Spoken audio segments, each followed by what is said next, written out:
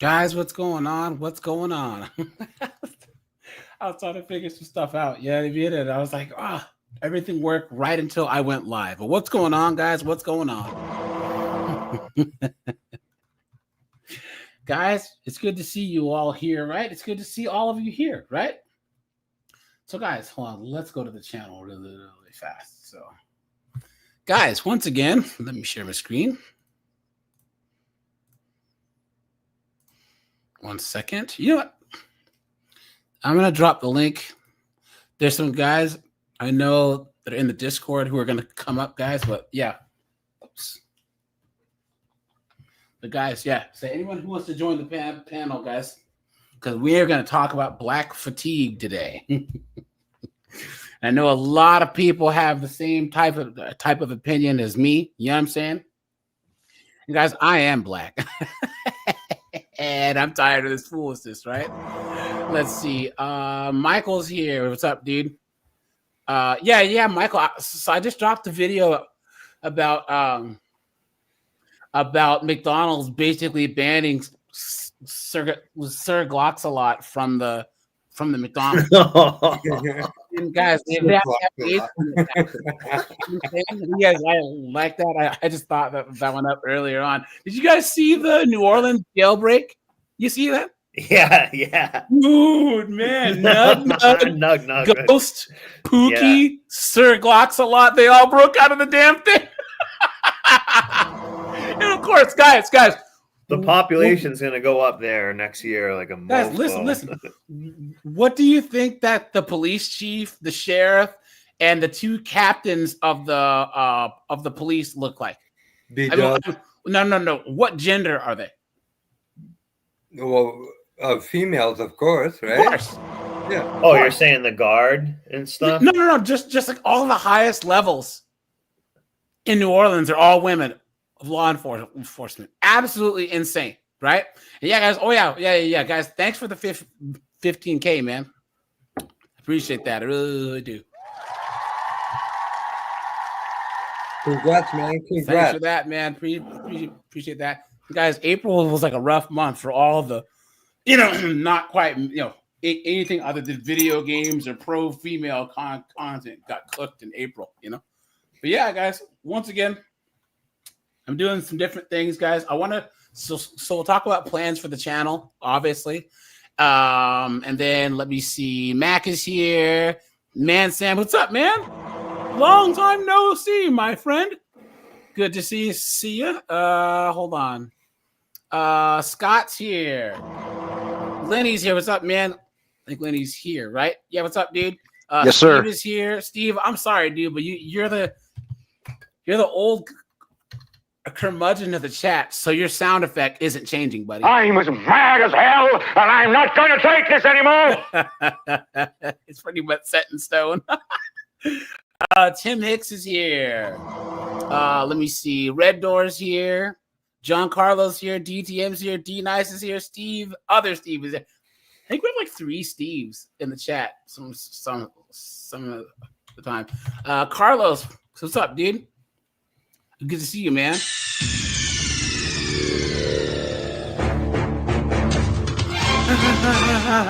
Matthew says, how do these agencies know what women are?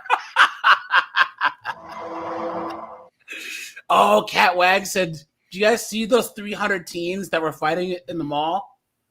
300 teens? God. Oh, we'll start with that, guys. Oh, my God. Dude, it was bad. Garrett Grant, what's up, man? Good to see you, my friend. Good to see you as usual.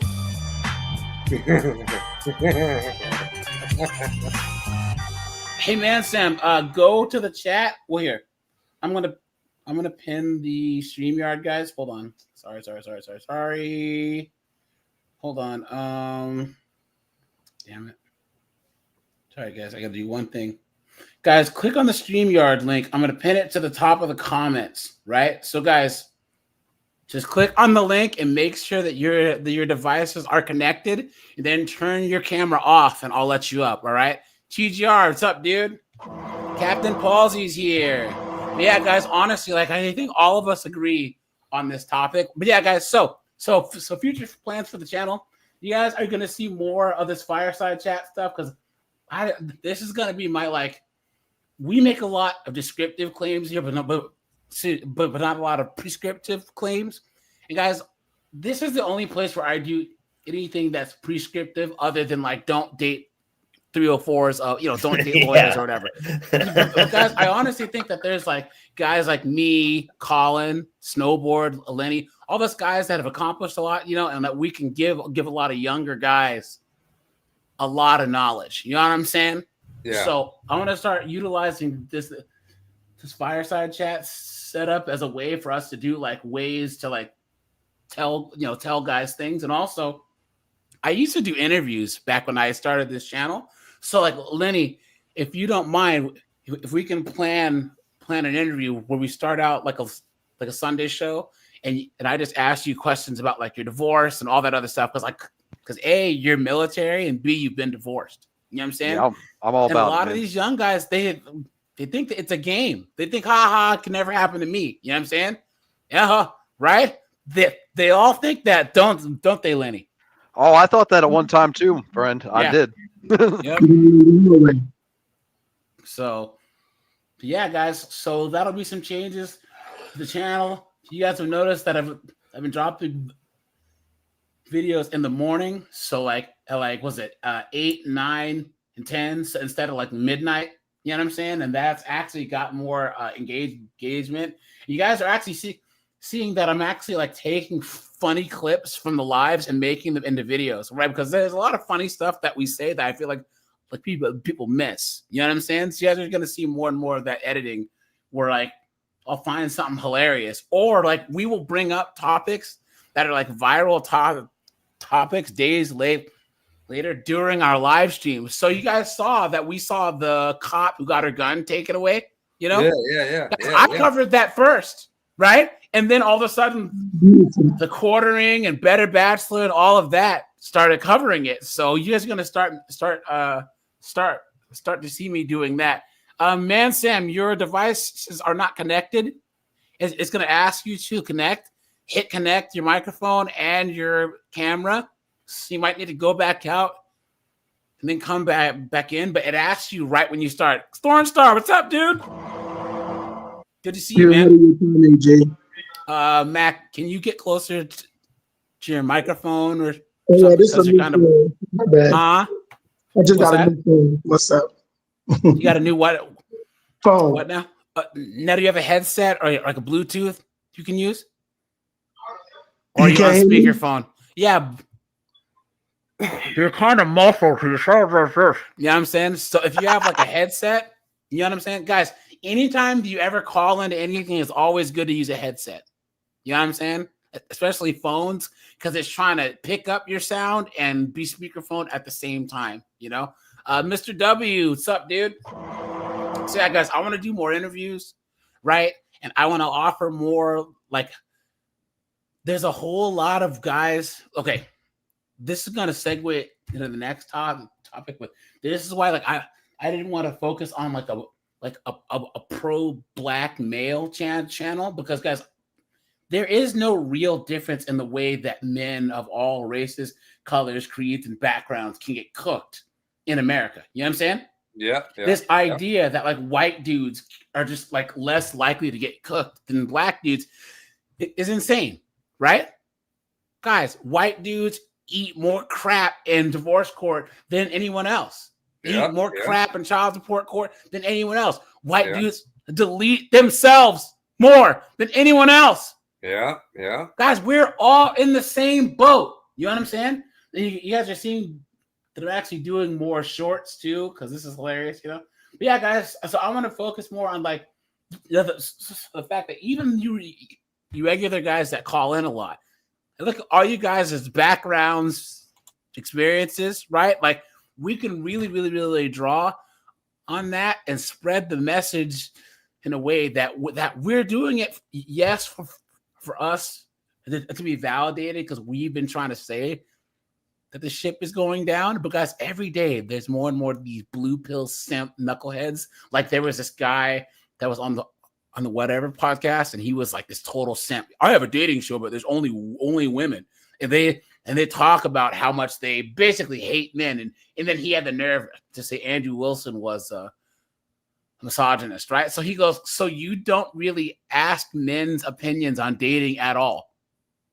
Don't you think that if women are trying to date, they should know what men want? And therein lies the rub, because that guy, he's gonna get cooked, right, guys? 100% AJ. Yeah, they Am I will still get cooked. Say again? Am I still muffled? Yeah, that's better. That's better. All right. But yeah, Thank you, guys, thank you. all these blue pill dunderheads will get cooked. All these TradCon dunderheads will get cooked. Crowder got cooked. All of them will get cooked, man. You know? I'm serious, guys. And then they're like, "Well, it's not good to kick a man down, please." You've been had. You've been took. You've been hoodwinked. Bamboozled. Led astray. Run amok. Please, guys, man. Here's the thing, guys. This whole they go low, we go high. This whole you shouldn't sink to their level. That's not me, baby. Yeah, no. That's not me either. I go told you low. so. You go low, I'm going to the pits of hell. Seriously, if they punch you, you light their house on fire. Isn't that works. Bruce Lee's mantra, like of Duke Kendo? Like, if they hit you, then you get a stick and hit them back. Because that's the only way to learn, is for you to meet them with equal or greater force. Here's the thing, dude. When you fight someone, you don't win that fight. You win every other fight. When you beat them so bad, they cross the street the next time they see you. You know what I'm saying? Yeah. They never want to mess with you again. And guys, here's the thing that we have. We have facts, data, statistics, and the truth on our side. No one's ever been able to disprove what we said. They talk about who says it. They talk about how it's said, but they never talk about what is said. Donnie, what's up, dude? Yeah. Donnie's been here since 2K subs, man. Thanks for that. Rock and Diesel, what's up, man? Guys, make sure to hit the join button for our memberships, guys. We will have like a couple of daytime lives because so I'm gonna have a daytime live on the WNBA and some male versus female sports this week. So that'll probably be Tuesday or Wednesday, and that'll be only.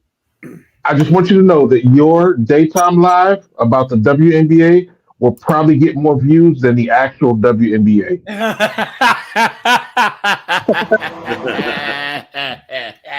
That's facts.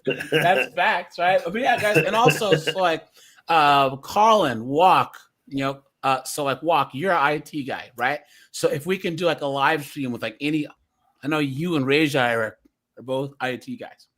If we can do a live, like the first like 45 minutes, you guys talk about like how you got into IT, what it's like working there, and then what someone can do to like start out, like not to be where you are because you guys earn a lot of money, but what can someone do who's like a 25-year-old guy who, maybe he got out of the military or he's been working for the last 4 years and he doesn't know what to do, right? Like maybe he wants to shift careers, right? That would be something to do.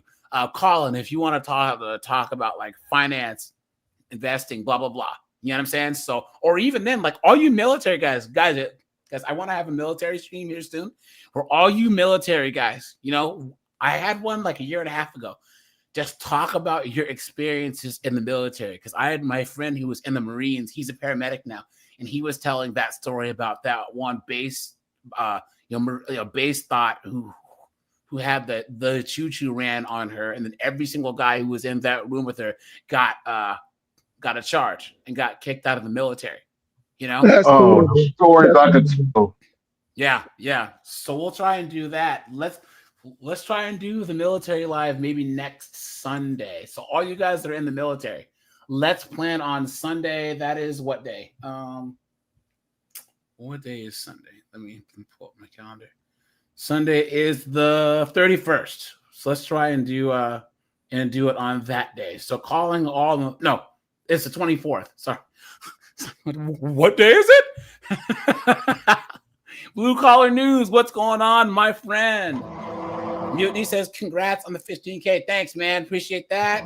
Cedric, what's going on, guys? Anyone who wants to join the panel, just hit the StreamYard button. Here. There's a guy who's a smaller content creator, and he actually made a video that's been going around. Where is he? I'm gonna pull it up quick. Did I save it? Okay. So this guy here, he's going to explain black fatigue. But first, guys, what I say about black fatigue, guys, here you go.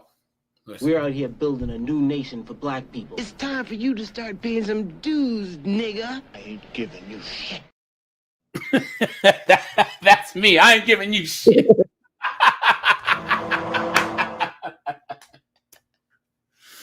All these knuckleheads always try to do this pro-black on blackity black, and expect me or Walk or Mac to sign off on this foolishness. You know what I'm saying? And guys, people of all races, colors, creeds are speaking out. And guys, this is not a race thing. This is a social economic thing along with a race thing. It's actually a gender thing. Because guys, more than Sir Gloxalot and Nugtavius, it's these B-dubs that are out here more than anyone else. You know what I'm saying? Exactly. That's Acting right. an absolute fool. Hold on, guys. Let's Yeah, it's the B-dubs, but the problem is people know that they can't call out women for their bad behavior in society. So they just label black people as whole in general when it's just the B-dubs, but they're just too scared to say B-dub because they don't want to get canceled. So just you throw black men on the bus with them and you won't get canceled. Yeah. Here you go. $100 out if you show me 4 videos of white people on a Carnival cruise doing this. All broke out among Carnival cruise ship passengers in Texas, resulting in more than a dozen people being banned from the liner for life. We all know what they look like. We all know what they look like. Yes. No one cares. Says I've been fatigued on these B-dubs since 1995. B-dubs disgust me simply because they're B-dubs. Facts, guys. I'm allergic to them. So I'm straight up. I stay the F away from even like I got homeboys that I ride a motorcycle with. They're married to B-dubs. I don't go over their houses. Facts. Yeah. Because I know like even though he's got a little bit of nug in him, I can tolerate him. I can keep him under control when I'm around him, right? Yeah. But I know when he goes around, like, it's going to be You know why? Because even if that nug comes out, you can punch him in his face. Exactly. More than all, look, guys. Let's just do a little baseline here. Like Lenny is cool, Walk is cool. We're all cool with each other, but we know that if we disrespect each other enough, we're throwing hands. That's how it works. Yeah. So we have a respect for each other. Women will do things that it's like, dude, you are perfectly justified to freaking spin kick this chick. And they just act like there's this invisible force field around them. It's absolutely insane. Yeah, they act like they're still in grade school and where they can hit you and you can't hit them back. Yeah. I have some insight to this Carnival thing if you'd give me a chance also. Yeah. Go for it, dude. It's all you, man. So about 3 years ago, my daughter, that's all she wanted for her graduation gift was a Carnival cruise. So I took one out of Charleston, South Carolina. I took myself, my son, her boyfriend, and her. All 4 treated all them to the cruise. It was a once in a lifetime thing, whatever. And I have, a couple of years sea time on a ship, so I thought it'd be a cool experience for them too. The first time we went, it actually was not that bad, believe it or not. But I got a voucher in the mail since I paid, all that money for the 4 people and all that, to where I got a second cruise to where I took myself that second time. The second time, I'm not kidding you, I went by myself. It was out of control, AJ, and I'm not even, exactly probably what you're about to show here. And the reason why on the boat with. I'm a bitch from the streets. I get that money. Bitch, give me what you got. You're out to sea. I've never seen such behavior in my life, though. Like I've seen people that were too lazy to carry their bag down a flight of stairs like a big packed suitcase, so they threw it down the stairs literally instead of just behavior like that, left and right, cutting lines, like all that type of thing. And you know why it's gotten that bad is because Affirm or what's the other, Klarma, are letting them finance these cruises with horrible credit. That's why it's opening the door for all these people that otherwise would be kind of gate kept out of these vacations. Whoa. Pump the brakes. Did you say they're financing these cruises? 100%. 100%, dude. Hold on. You guys just, I've halfway through a Klarna video. Yeah, guys, put a 1 in the chat if you do not know what Klarna is, and anyone on the panel who doesn't know what Klarna is, say so. I don't know. I'm just hearing about it. I did not know. I don't know what it is. Klarna is basically high class layaway. It's all it is. So you make they buy these stupid bags, all this stuff in payments. So, but here's the thing. So like Klarna does this because they put all these high end. You guys remember with that we talked about like how rich people don't buy high end brands. It's for people like middle class, and like Walk said how Zuckerberg will buy like custom fit shirts that cost like $200, $300 that you won't even know, but the Nug will pay $800 for a Supreme shirt. You know what I'm saying? So guys, Klarna lets you make payments, but you have brands that guys, look, AI helped Klarna shrink the workforce by 40%. Guys, get the hell out of here. We all know who that was, right? It was customer service. It was all these B-dubs, guys.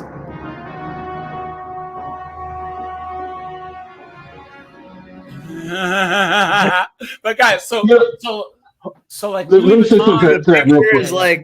picture is like a Gatling gun too. That for years they were pushing to up the minimum wage for all these trivial jobs that they do, like being a cash register at McDonald's or something, right? They wanted $18 an hour, And I used to get so mad at that. And then like I didn't realize what the plan was. The plan was just to replace them because they were asking for too much money. I didn't realize the plan was to replace them with AI. And now I'm on the fight with them. Yeah, let's get you higher wages. Yeah, but here's the thing, guys. The thing about the minimum wage thing, you guys know who the federal minimum wage hurt the most? Anyone? When it was implemented? It probably hurt black people because thank you very much. Because it brought the immigrants that were coming in up to the same page they were getting. That's part of it. But guys, there was jobs because remember that poor white kids and then black kids at the time in like the 1890s, 1910s, 20s, there were these jobs like like restaurant jobs where they were like these jobs that you didn't really need, but they were like how can I put it? There were jobs that were like a hotel would have a guy that would like fold towels or whatever. That all he would get paid to do was fold towels. It was like a low income, low skill job, right? Or like the doorman in a bathroom where he got paid like $1 an hour plus tips, right? But what happened was these were ways for young men, especially young black men, Hispanic men, to get jobs so they can get into the workforce and then work their way up.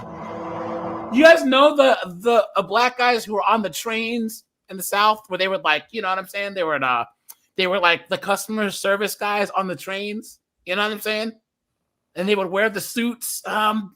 This is called couple jobs where, they were like low skill, below entry level jobs. No. They were jobs that would be considered like perks of going to a nice place. So let's just say that you go to like a nice restaurant and like a guy who he walks around with like a little hot bin of water so you can wash your hands, right? That guy, he would get like $1.80 an hour plus tips. You know what I'm saying?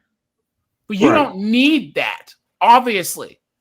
but it's a nice thing to have some really low wage guy to make that kind of that perk or that part of the ambiance. You know what I'm saying? Yeah. A lot of restaurants have those. A lot of retail stores have that type of experience where you would go to Macy's and there was some chick that would like, that was just paid to like, iron the shirts or like gift wrap things, and they got paid less than minimum wage. But you could do that for like a couple of years and then apply for a real job. Or they would say, "Hey, Snowboard, you've done a good job. We're working as the wrapping paper cutter. There's a job in the warehouse making triple or making 10 times what you make. You want to have a job? Sure." You know what I'm saying? Those types of jobs. So, but then they have minimum wage and all those jobs started going away. And then the unemployment rate with young black men and poor white men, like below working class white men, went through the roof. Yeah. A porter. Yeah. So Vintage. What's up, dude? Kelvin, good to see you, man. Good to see you, my friend. Good to see you as usual. But one thing it did when they increased the minimum wage, you had a lot of Latino moms, because minimum wage was so low, they would rather just stay at home and be housewives. Well, once they raised the minimum wage, they started competing with the B-dubs for all these fast food jobs. Yep. That's so now when you go to fast food restaurants, you see more Latinos than you do the B-dubs. Remember, it's a turf war. But you know what it is? You know what it is? Hey, you know what? I'm all about it. Round of applause. Yeah, I don't mind that. Yeah. Because I would rather have Consuela, who only Than the angry understands B-dub. five words in English. Quarter pounder. A drink and chicken McNuggets. I'm telling you, she can do the job and she doesn't complain. She shows up every day. You know what I mean? Gets you what you need. If your order's wrong, excuse me, ma'am. See, my order, I didn't get French fries. See, senor. Next thing you know, you get an extra thing of fries. Yeah. Come on, man. Come on. Now, So Klarna, guys, why do you think that Louis Vuitton, Supreme, all these like higher up brands would be on Klarna? Anyone? What to be done? No, but what's the benefit that Louis Vuitton can have on being on Klarna? Because Klarna will prove you if you have horrible credit when a credit card wouldn't. Right, because the ghetto poor people, they will flock in en masse to buy that crap up, because they fully understand that people like okay, I'm sorry, I'll say it. People like me, we would never think about paying for that kind of crap. But here's the thing, guys, when these knuckleheads are on here, they spend 45% more money. Right. Yes. Can you imagine if we have Colin Wee's high-end clothes, Snowboard's car dealership, Max fancy shoes, Lenny's work boots, and walks in, and I go, "Hey guys, I have a website here, and if you put your stuff on my site, these morons are going to spend 45% more." Can you imagine 45% more business? Meaning that if they were to walk into your physical store, they would spend $100, but on Klarna they spend $145. Right. Yeah. Because it's them. It's 4 payments, 5 payments, 6 payments. And Absolutely. It captures the impulse buyers. You can just get it right now. Yeah. So that's like a ton of those. Most of those sales are just like impulse buy. Like, I'm just going to do it now. Fuck it. Yeah. And pardon me. So they just do it on impulse, and the money's not really like a big deal. So they just. Yep. That's where the 45% comes from. I would do that too. I have some Klarna clips I can pull up. Same. At some point. But I never had heard of this before. Yeah, there's Klarna, and then there's another one that's big, and it's basically these knuckleheads are like, yeah, it's a scam and it's this and it's Affirm. that. It's like, you think? It's just layaway. It's all it is. Except layaway, you get it after you pay it off. You know what I'm saying? Whereas here, you get it first. AJ, if I could interject for just a brief moment. Yeah. Our great guy, what's the Financial Coffee Channel? Yeah. That's it. He actually just the other day, he made 2 days. He made posted up a couple really good videos about these knucklehead broads. It's not just the B-dubs, but it's also the white women too. Yeah, it's all women. Yeah. Yeah. What they're doing now, they're using Klarna for DoorDash. In groceries. Yes. In groceries. This is how lazy the females have become. They can't even be bothered to go to the grocery store. They can't even be bothered to go to Mickey D's to pick up their Big Macs. Dude, this is ridiculous. Yeah. Look at this, guys. He spends $1,250 a month in Affirm payments. Affirms like Klarna, guys. Silly Jedi. She must have financed a skiff to cruise across the desert in. $1,250 a month on Affirm and Klarna, that is. Wow. When I started this thing at the end of March, 50. So yes, it can get worse. So guys, she's been you guys have seen her on this channel before, and she's talking about her. Oh my her God. Hey, off, and guys, why is she holding the phone this close to her face? Yeah, man. it's Damon says, "What? This is scary." What's up, dude? Joe Dash, how's it going? King with the axe says that my wife's customers buy that stuff for top dollar and then give it to my wife when it's last year's fashion bags. Wow. Yeah, that guys, here, you guys know the trick, right? For getting nice stuff. Really, really nice stuff. Go to the Salvation Army or Value Village, whatever, in the nicest neighborhood in town. Rich people just give stuff away, and you'll see jackets are like $5-6 grand, jackets and stuff. Whatever, yeah, just sitting there and you'll get them for like $40 because they just go out and buy new stuff the next year for fun. Yeah. I really want to warn people about the pitfalls of buy now, pay laters. If you can do it responsibly, I mean, that's on you. That's why women never learn, because she had to contradict herself right there. Colin, Snowboard, Mac, Lenny, Walk. If there's something like this, we would never say, well, you can still probably do it, but I don't recommend. No, we would say, do not get these chicks pregnant. Do not get married when you just joined the military. Do not, we say directly, do not. But I'm like, oh, well, if you feel like, la, la, la, la. You know what I mean? Yeah, right. That is so true. Because my friend will commit suicide behind that. He says, why the long face, guys? I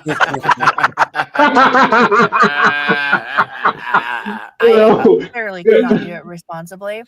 And will you think in your head, oh, $50 here, $15 here, but it all adds up and it gets out of control. And literally, I went viral for having 44 loans. And Jesus Christ! To a little over 20 now, I believe. But I'm about to pay 8 off. I think it's 20. See, it's so hard to keep up with. And I know that you want it now. And sometimes you have to. Like, I've done groceries. I've done all kinds of crap on Affirm and Klarna. But it adds. She has to keep that caloric content, that caloric intake up. Right, guys? Yeah, that was the first thing she mentioned. Notice that. Yeah. That's what I was going to say. Or in a chokehold. And in some ways, it is worse. I didn't know Hostess was giving out loans now. $1,250 a month is what I was paying on Affirm and Klarna when I started this journey. Damn, look at that, guys. Look at that. I didn't even know. I didn't know this was a thing. I swear. Yeah, guys, we'll have to do like a women suck with money stream here soon, where we just go all in, dude. No, I'm 44 years old. 48 years old, and I have not taken out 44 loans my entire life. Yeah, facts. Me too, guys. How is this chick half our age and she got 44 loans? I'm doing a video on this chick that has like a $1,980 a month car payment for a BMW. So you guys, I've added up all the car payments I've had throughout my life, and that they didn't add up to $1,950. Yeah, no crap. I think if I add up all mine, I'm barely scratching $1,000. Yeah, that's all the different cars I have. Yeah. And all my cars were like, when I got them, they were like 1 year old certified used. You know what I mean? Yep. Me too. And guys, you guys have heard my laundry list of vehicles I've had in my life. I've gone through quite a few cars. You know what I'm saying? But I always managed to put a nice down payment down. I got a good deal, and then I sold the car private party and didn't have to trade it in and get boned. You know what I'm saying? So, okay. Yeah, guys, chicks suck with money. They're an absolute joke. You know what I'm saying? And guys, once again, don't pay their bills. Don't pay their bills. Don't pay their bills. The only person whose money that they'd rather waste than theirs is yours. You know what I'm saying? And then all of a sudden it's, babe, what about our debt payoff journey? Our? You've been had. You've been took. You've been hoodwinked. Bamboozled. Led astray. Run amok. I only use Affirm for concert tickets. Look at that. Look at that. All my groceries are on there. It's so sad. She says she has $1,250. She says, I'm there now because of my groceries. And AJ, a lot of these fruits you see acting up in the airports, acting a fool, I guarantee you those flights were financed on one of these also. Facts. You know what I mean? Most of them. I mean, it's ridiculous. It's really low barrier for entry, and I'm not saying that to be, classless or whatever, but you know. No, here's the thing. You don't have to apologize to more for talking about the B-dubs, right? So just, just stop doing it. Just say it, right? Number two, like, don't even feel guilty about it. Number two, now that I know that this thing is, it explains why how they're taking so many trips and taking so many flights. We're talking about women. We're talking about women who would rather just be on Section 8 and not work, but yet somehow think they need a vacation. Yeah. What the hell do you need a vacation from? You don't work. But they'll take it to like Jamaica or something. Yeah, and then get the high five from freaking from Jamaica Nug. You know what I'm saying? You know what I'm saying? But yeah. Hopefully they don't catch ganjaria. Look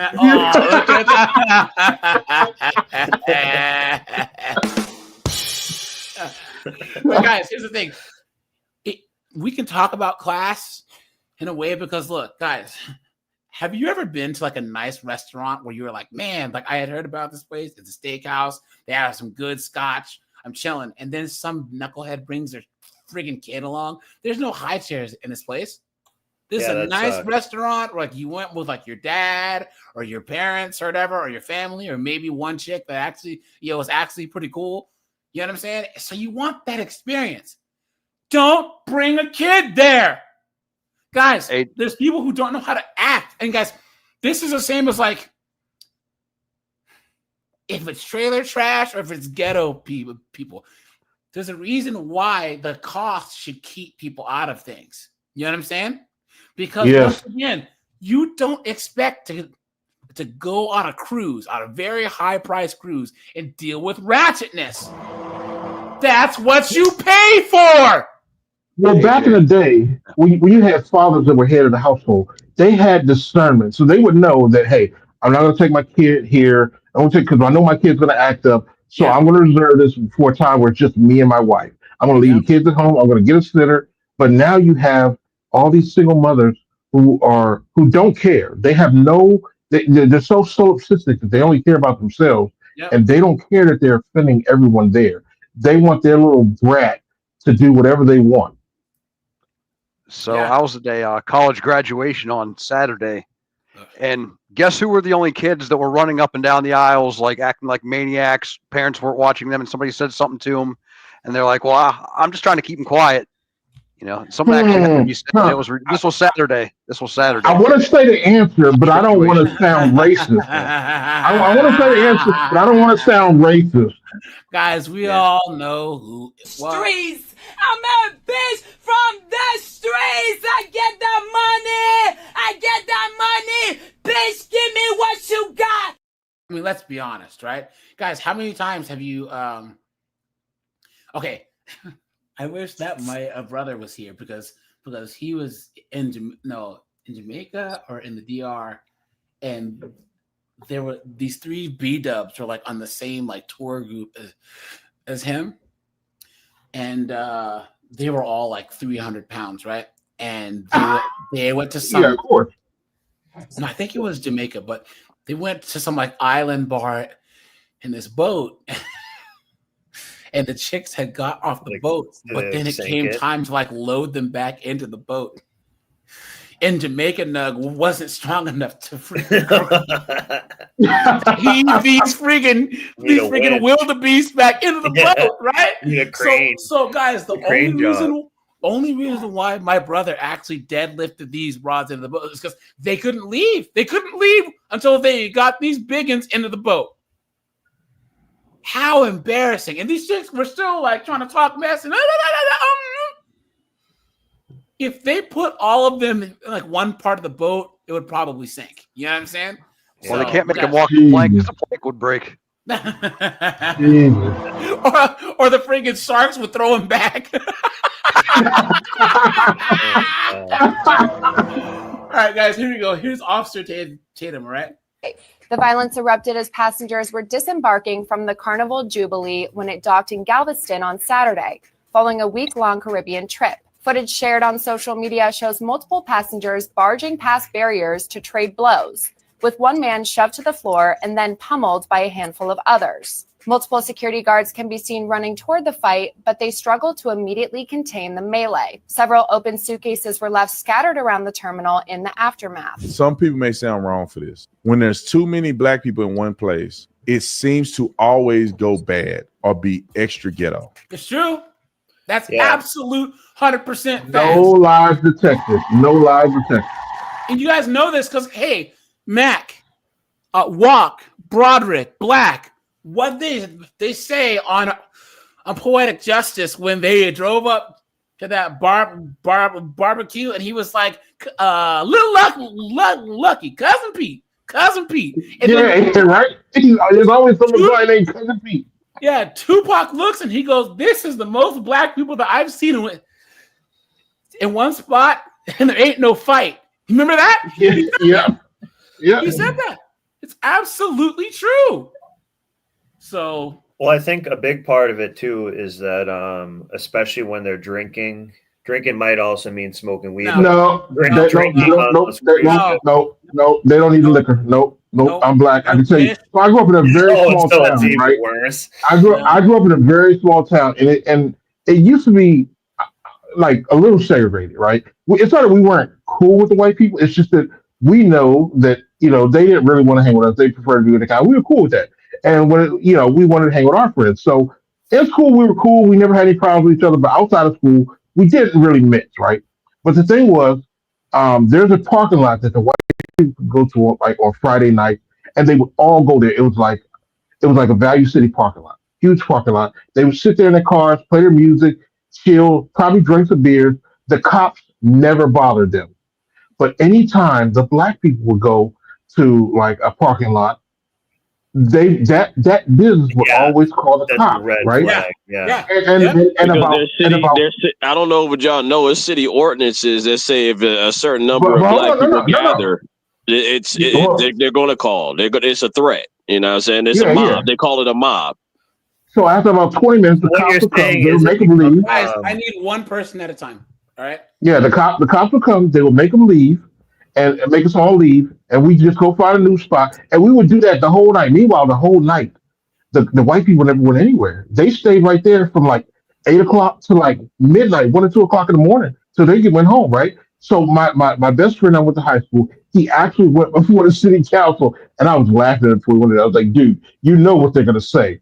So he went to the city council and he complained, right? He's like, man, how come they're allowed to sit down there in that parking lot, but but every time we go somewhere, we're made to leave. But he didn't bring up the fact that there were gunshots. Yep. There were fights. Yep. I remember the funniest thing that happened was one guy, he got shot and he fell and landed like on a handicap ramp at the McDonald's. I couldn't stop laughing. I don't know why. I don't know why, but it was the funniest thing in the world to me. I don't know why. Yeah. To the day. But that's Pyro, what's up, dude? what happened. I should have recorded. No, but guys. So my sister, she's into like Jeeps now. She has a Wrangler, so she's been into like mudding and off-roading, and she's been doing like the off-roading events. And there's a lot of white people there. You know what I'm saying? Because white people actually take their Jeeps. Love that. Yeah. So so her other friend has one, but she got the top of the line hybrid Rubicon. Girl paid $85,000 for a Jeep Wrangler, right? What? So my sister goes with her to a black Jeep event, right? These are people who have like, God. So they're in this parking lot, and it's guys that have you guys have seen the Wranglers with the big 24-inch. Yeah. So they're not guys that off road. They're guys that have. Oh God, no. They're blasting all this music. And my sister's like, "What is this? Yeah. What is it?" And of course, a fight breaks out. My sister's like, "I'm out of here." She's like, "Oh. So do you want to come back next week?" She's like, no. Or here, guys, sorry to say this, but I've been into cars for a long time, right? I used to go to, there was always, street racing events. They're fine. But if you go to like a car show, right, you would see like a bunch of white old dudes with their Corvettes or whatever, or some muscle car owner dudes, you know what I'm saying? But anytime that you would go to a majority black event, there's always someone start doing donuts or someone leaning on someone's car. They start fighting. It's like, why, guys? Why are you doing this? You know what I'm saying? Yeah. Right. So, right. And I don't understand I why. don't need to tell y'all about Detroit. I really don't. Say again? No, go ahead. I don't even need to start talking about Detroit. Like, it's like every time it's like black people. Every time black people gather here, they want to do some type of street race. I'm just like, could y'all chill out? Here's the thing. I'm cool. It's messing sound. I'm cool with street race, right? Like if there's an empty street, like an industrial place that you don't have a lot of traffic at night. If you want to line it up right there and race, I'm cool. But here's the problem when blacks do it, right? So when you have whites do it, they line up like there's a little jaw jacking, right? They line up, they race, they get it over with. Not the black folks. Yeah. Nope. Yep. They gotta go on for an hour. Oh, you can't see me. You not messing with me. I'm like, just line up. Yeah. Why don't you just stop talking and line up? But they have to cluck at each other for like an hour before they even line up. And by then the cops are coming. Yep. Yeah. And It's then like, someone you're will idiots. lose and then can't take the loss. And then, no, dude, you just lost. You lost. Oh, well, he's faster than you are. Yeah, hey, It doesn't Pookie. make any sense. Pookie hates taking L's, bro. Pookie hates taking L's. I mean, Ray Nug, listen, man. You know what I mean? Listen, it's like little Charlie Brown, man. Like you get with the football, you try to kick that shit, he do a fucking backflip, land straight on his back, looking like a fool. Oh, I gotta Nug go get one, man. Yeah, I don't. Yeah, they don't know how to build. They don't know. They know nothing about cars, but they think their cars always. They don't know how to build. They don't even turn their own wrenches. Yeah, but they always want to race somebody, because they got their Scat Pack straight out the factory, and somebody told them that their Scat Pack was fast. Straight out the Newsflash, factory that they stole. Nug stole, the freaking Scat Pack out of freaking Robert's garage. You know what I'm saying? Yeah, come on, and then man. they found out that their Scat Pack is only good for doing donuts. It's not actually fast. Yeah, Right. yep, that's true. And the transmission is so crap. They say after I think a certain amount of miles, you just have to replace the transmission. You might as well just buy a new car, bro. Yeah, But guys, the thing is finally people are actually calling us out. And I have a couple of clips here too. But yeah, guys, like I think that the people that are the worst are obviously the Pokemon. And guys, I'm making a Pokemon shirt. Guys, you gotta give me an AI version. Like, what is this? I got it. I got a Pokemon shirt and a Pokemon mug coming up. Yo, you guys. Hey, AJ. You know how you get Ash, and he's like on a Pokemon shirt with like gotta catch a ball? Well, you gotta have a cop on the t-shirt with the Pokemon. Man, I gotta catch them all. As I got no, it's Pokemon and Coppermon. You know what I'm saying? Coppermon's gonna be Pokemon. Guys, yeah, that'll drop soon. But yeah, guys, it's the buyer. Yeah, here you go. I'm just throwing it out there. I travel all around the country. I've been to almost every airport in the union. I see white people at airports, poor areas, small airports, large airports. It's status quo. When I go to airports that have an influx of black employees, asinine. No. All you gotta see is the helmet hair. If you see any helmet hair, if you can count the whole handful of fingers, no. I'll go ahead and go somewhere else, man. But guys, who's all been to like Europe or South America in the airports? Yeah, I have. I've definitely been to South America. Difference? Yeah. Everything's calm, it's orderly. Yeah. Oh, senor, you're American. Where are you from? Can I help you? I was in Ireland. Oh, you're American. Where are you from? They were so nice. They were the TSA agents. They were so nice. They wanted to actually be there and do their job. Right. I was in friggin' Chile during a volcano had blown up, and these people actually had a book and were like trying to learn English enough to tell me where to go. You guys think Keisha can actually be bothered to actually do her job? Never. Hey, listen. Did you see the meme with the two? It was two black women pilots. Yes. And the one dude said, "Hell no, I can't." Look at that. I don't blame him. I'll just walk out the airport and say like, I'll make him an excuse, man. I'm not getting on that plane, man. Yeah, I'd rather flap my arms. You know what I'm saying? Right. To see what happens. Trashy and weird it is. We just came from Birmingham. Birmingham is full of black people. The woman that's booking us on the flight at the ticket, she's loud, she obnoxious, she's ghetto, she doesn't enunciate her words, she's talking slang. I just was like, this is so unprofessional. How do you have a job with the men? Now they're trying to say that expecting people to show up on time and be professional is white supremacy, right? You guys have seen this? That expecting black kids to actually sit still and behave is racist, right? You want me to be on time for work? Yeah, you want me to be on time for work? You white supremacist? Please. Snowboard. That's the first thing that came to my mind about being on time. Yeah. Yep. When I'm military, and in the military, we were always taught if you're on time, you're late. So generally, wherever I go, I'm usually like half hour to 45 minutes early. Yeah. Right. Yeah, I get the sense of anxiety if I don't. Yep, exactly. Yeah, me too.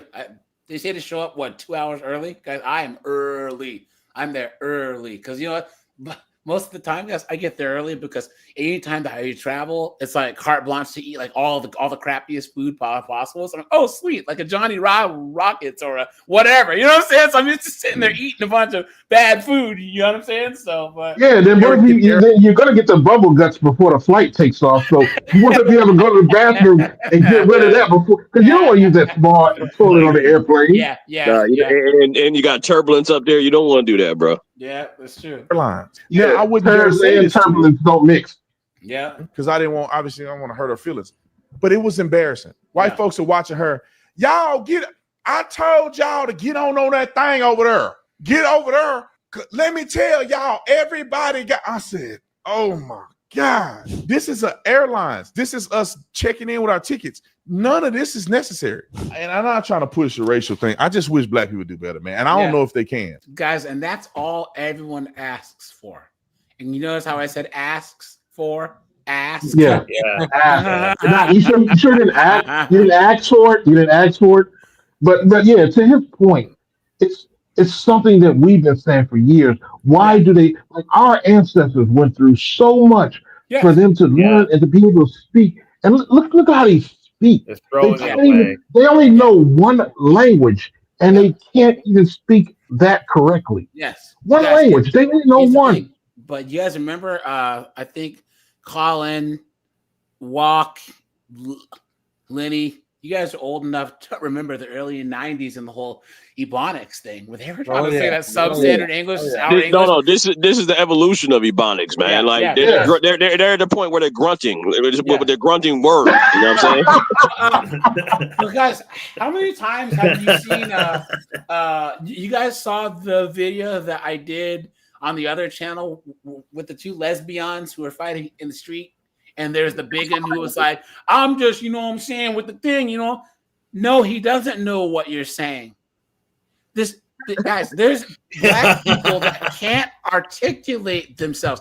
Kevin Samuels, he put it the best. He said that he was walking in the mall in Buckhead, and this young black kid like came up to him, like he came out of a store, was like, "Oh man, you're Kevin Samuels." No, I'm saying, and he was trying to like talk about how much he enjoyed his content, how much he admired him, but the kid was like, "You know what I'm saying? You tight, you know what I'm saying?" Kevin's like, "What did you just say to me, dude? Like, I need you to stop and I need you to speak. Like, tell me what you're saying." And the guy was like, I really like your stuff. He's like, "So say that."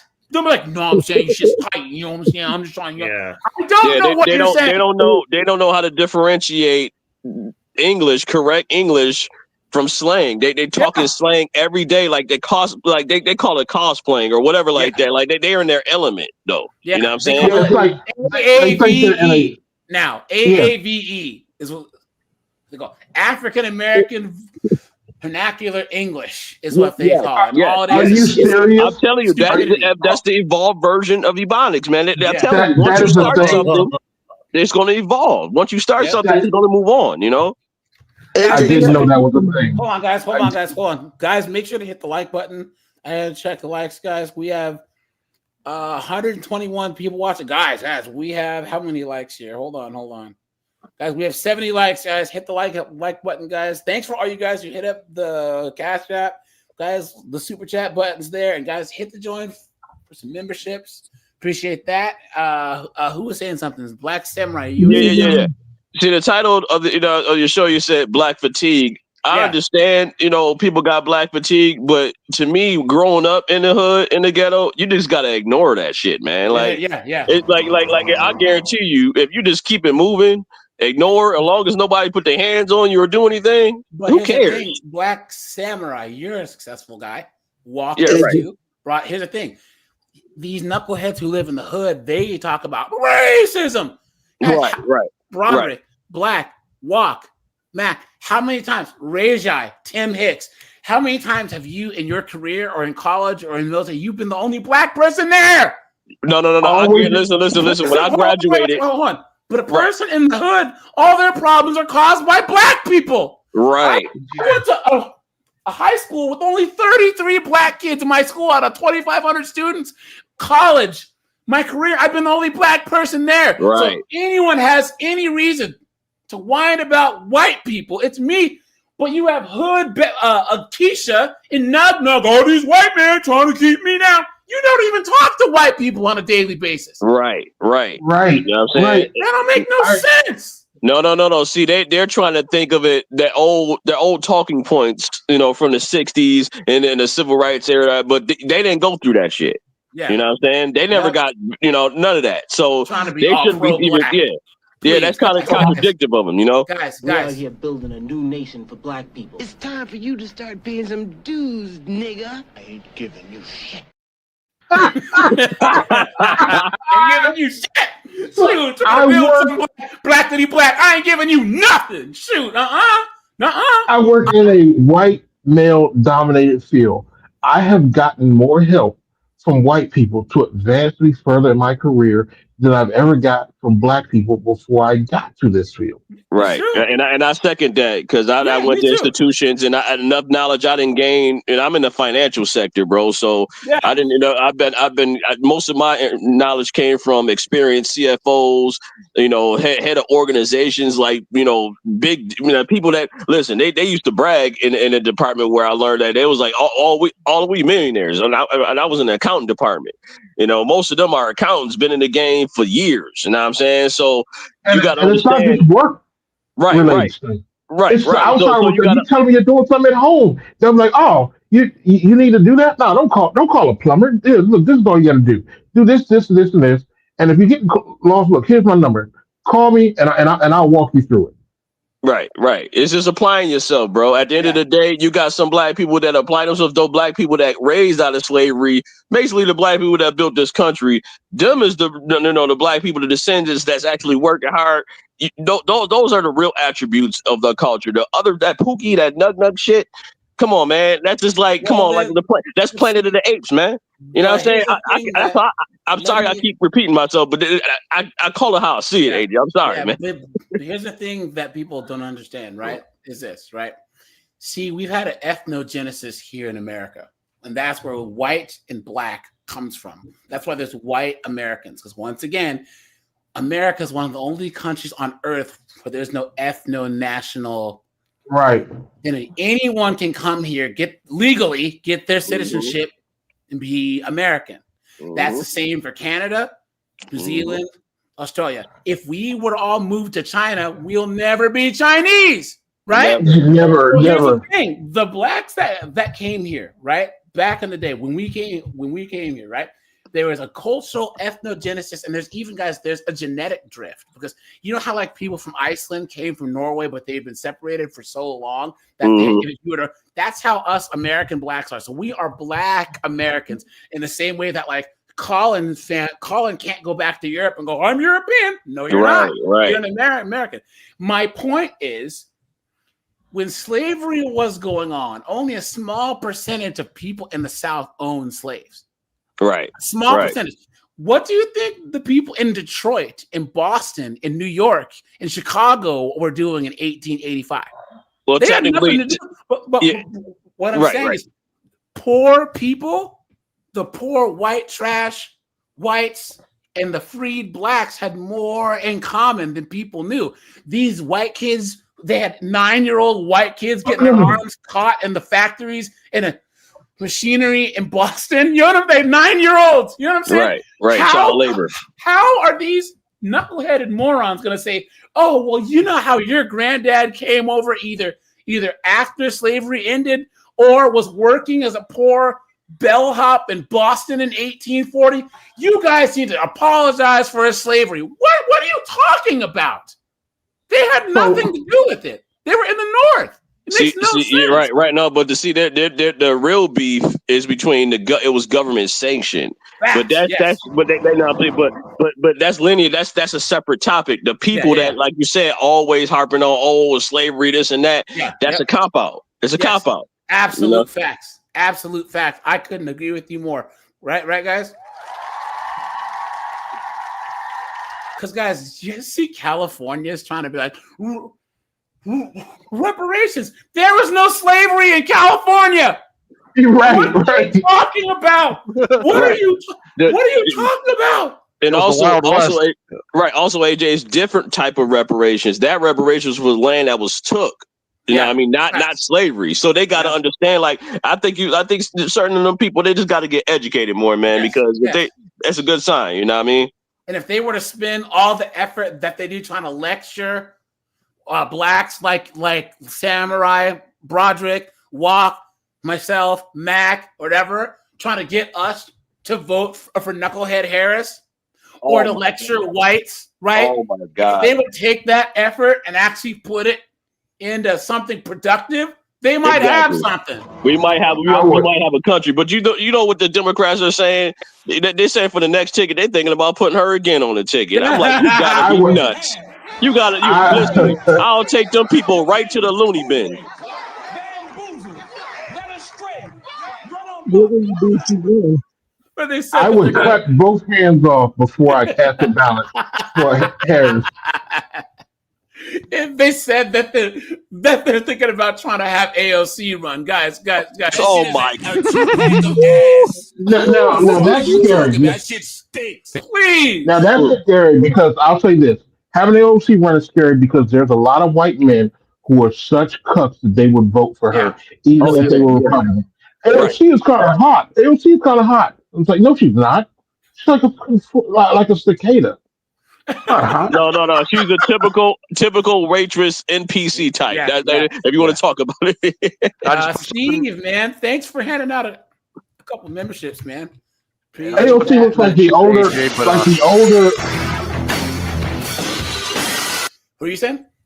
AOC looks like the older trans brother of Caitlin Clark. Garrett Grant, man, thanks for handing out some memberships, man. You guys, once again, hit the like button. I appreciate that. Yeah, let's finish this, and then I have a couple more. Because videos. everywhere I go where there's a ton of black people, it's always drama. It's always drama. I just see why white people have a problem with black people sometimes. True. Now, guys, here we go. Look at this. Did you know this, guys? Mm-hmm. Spears gave birth to Mike Tyson's first child. He named his baby boy D'Amato after Cus D'Amato. Yeah, I knew that. Yeah. I didn't know that, but Cuss was a good trainer. He loved that dude. Yeah, he loved her. $12 million suit saying that he wasn't being a dad. Filed a blood test, guys. It wasn't even. Yes! I didn't know that part. It's a conspiracy. Listen, man, ABW Hold on. Stop, guys. Did anyone know this?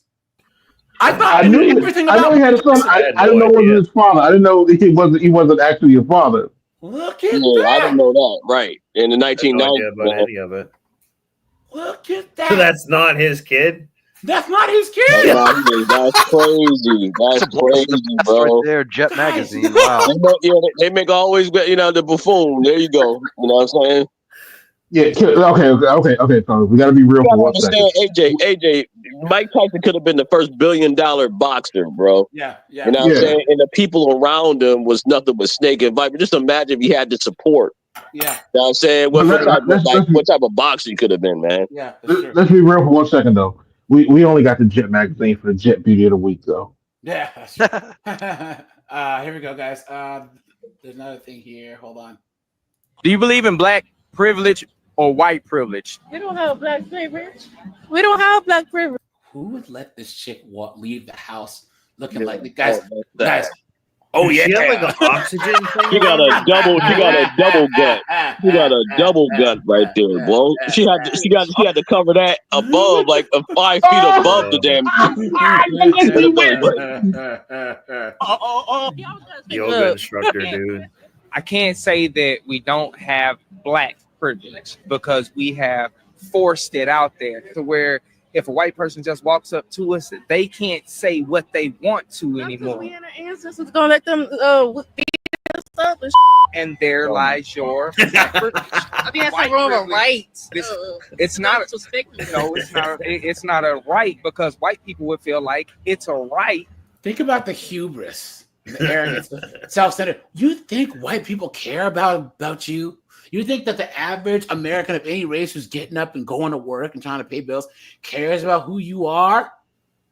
It's just overinflated in sense of ego. And that's why this is like a B-dub thing more than anything else. But then once again, we have a lot of black dudes raised by single moms. So they adopt that same type of mindset. He said, "Blood boy has had another hippo from the zoo." She says front butt. You know what's amazing? The B-dubs always complain about white people. Yes, but whenever white people go somewhere, they're the first to want to go to be around the white people. It's like, wait a minute. Yep. If you have such a problem with white people, why can't you just stay away from them? If they go over here to the beach to play volleyball, let them have that. Yep. It's like them trying to push Beyonce to be a country singer. Well, we all know, okay, black people started country music. Okay, good. You abandoned it. You didn't care. You didn't care for it anymore. You abandoned it. You went to R&B. White people picked it up and said, "Hey, we like country music. So we'll just stick to country music and rock. Okay. Now you're trying to say, well, country's ours. We want to take it back. Why? Okay, Yeah. just let the And one guys, have it. here's the thing about country music. Country music, they gatekeep that music. When you have to have some chops, you have to have a background in it. That's why like Darius Rucker managed to do it, but he actually like took his time, studied the music or whatever. You know what I'm saying?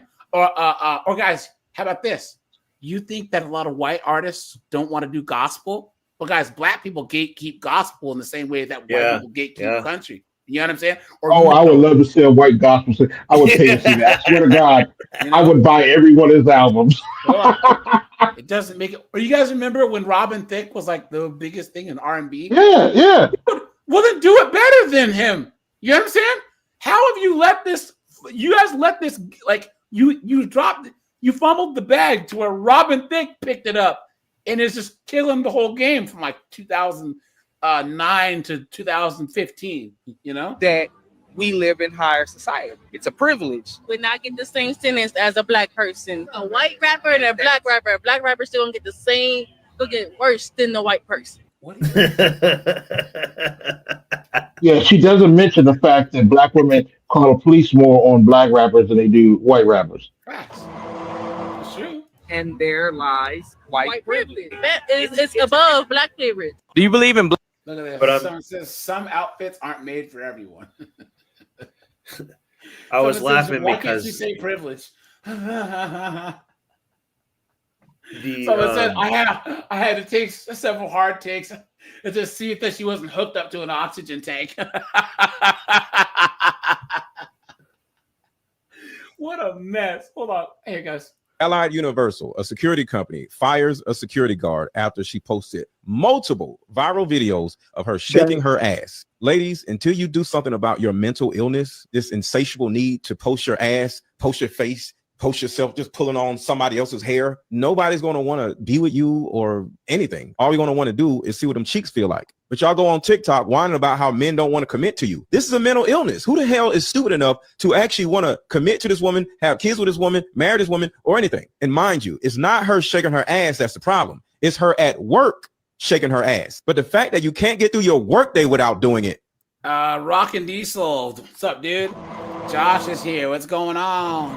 Anthony I Williams, think- what's up? Scott's here. Adam Schrader, what's up, man? Guys, hold on. Let's stop here, guys. Let's pump the brakes, right? Hold on. Guys, who is the most beta, toasty, zesty male politician right now? Because I think it's Brandon Some Johnson. detractors that will push back on me and say, you know, the only thing that the mayor talks about is the hiring of black people. No, what I'm saying is when you hire our people, we always look out for everybody else. You've been had. You've been took. You've been hoodwinked. Bamboozled. Led astray. Run amok. How's that going in Baltimore? In Detroit? Yeah. I was just going to say that Baltimore mayor is worse than him. Yeah. Or what about Lori Lightfoot? She was a female I'm talking about- terrible mayor. About men though, like who do you think Typical is the most zesty, Democrat, man. zesty male politician? Obviously, butt cheek is up there, right? I was gonna say mayor. I was gonna vote mayor. Yeah. I don't know, man. Tim Walz. I think he's pretty bad. You know what I'm saying? You mean Tampon Tim? Yeah, he's a fruit salad for sure, man. Yeah, he's very bad. We are the most generous people on the planet. I don't know too many cultures that have play cousins. That's how generous we are. We just make somebody a family member, right? That's just how we are. And so business and economic neighborhood development, the deputy mayor is a black woman. Department of Planning and Development is a black woman. Infrastructure deputy mayor is a black woman. Chief operations officer is a black man. Budget director is a black woman. You guys see how bad Chicago is doing right now, right? And you guys? wonder why Chicago's failing. Yep. I told you. Walk, Black Samurai. Who else is here? Tim Hicks, Rejai. Guys, anyone black in this chat? All right, guys, let me know if you agree. When you chose the place where you were going to live, did you make sure that the majority of the people didn't look like you? So, That's what I yes. did. Right, That's what I did. I Yeah. drove around the neighborhood. I made sure I looked at the crime statistics. I looked at the homes. I looked at in the driveways to make sure that there was no freaking 84 Malibus on 27-inch rims on spinners. You know what I'm saying? I made sure. Oh, I'll do you one better. So I drove through the neighborhood on Friday and Saturday nights just to make sure that there were none of us out there partying.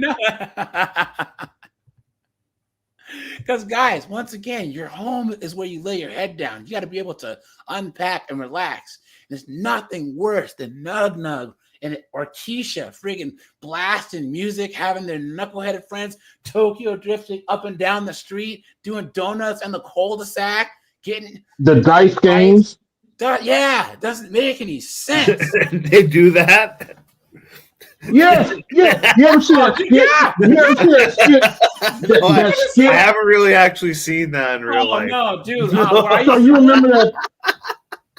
You remember that World Series of Dice skit from Dave Chappelle? Yeah, That's yeah, a real yeah. thing. Yeah, it's a real thing. And it's always like 11:30 on a Tuesday. It's like, you Negroes at work. What are you And guys it doing always here? it always ends in one of three things: either the cops show up and everybody just take off running, somebody shows up and robs them all, or a fight breaks out. Yep. Or somebody gets shot. Yep. Yeah. You know what I'm saying? Because people is always somebody idiot with a gun trying to prove that he hard and trying to do something. You know what I'm saying? Captain Plain, here's the thing. We're talking we're centering in on ghetto black people. But guys, there's trash of every race. Because you cannot tell me that trailer trash Tammy and methed out a Myrtle in the trailer park aren't just as violent as Nug Nug. You know what I'm saying? It's just out in the middle of the country and they don't say anything.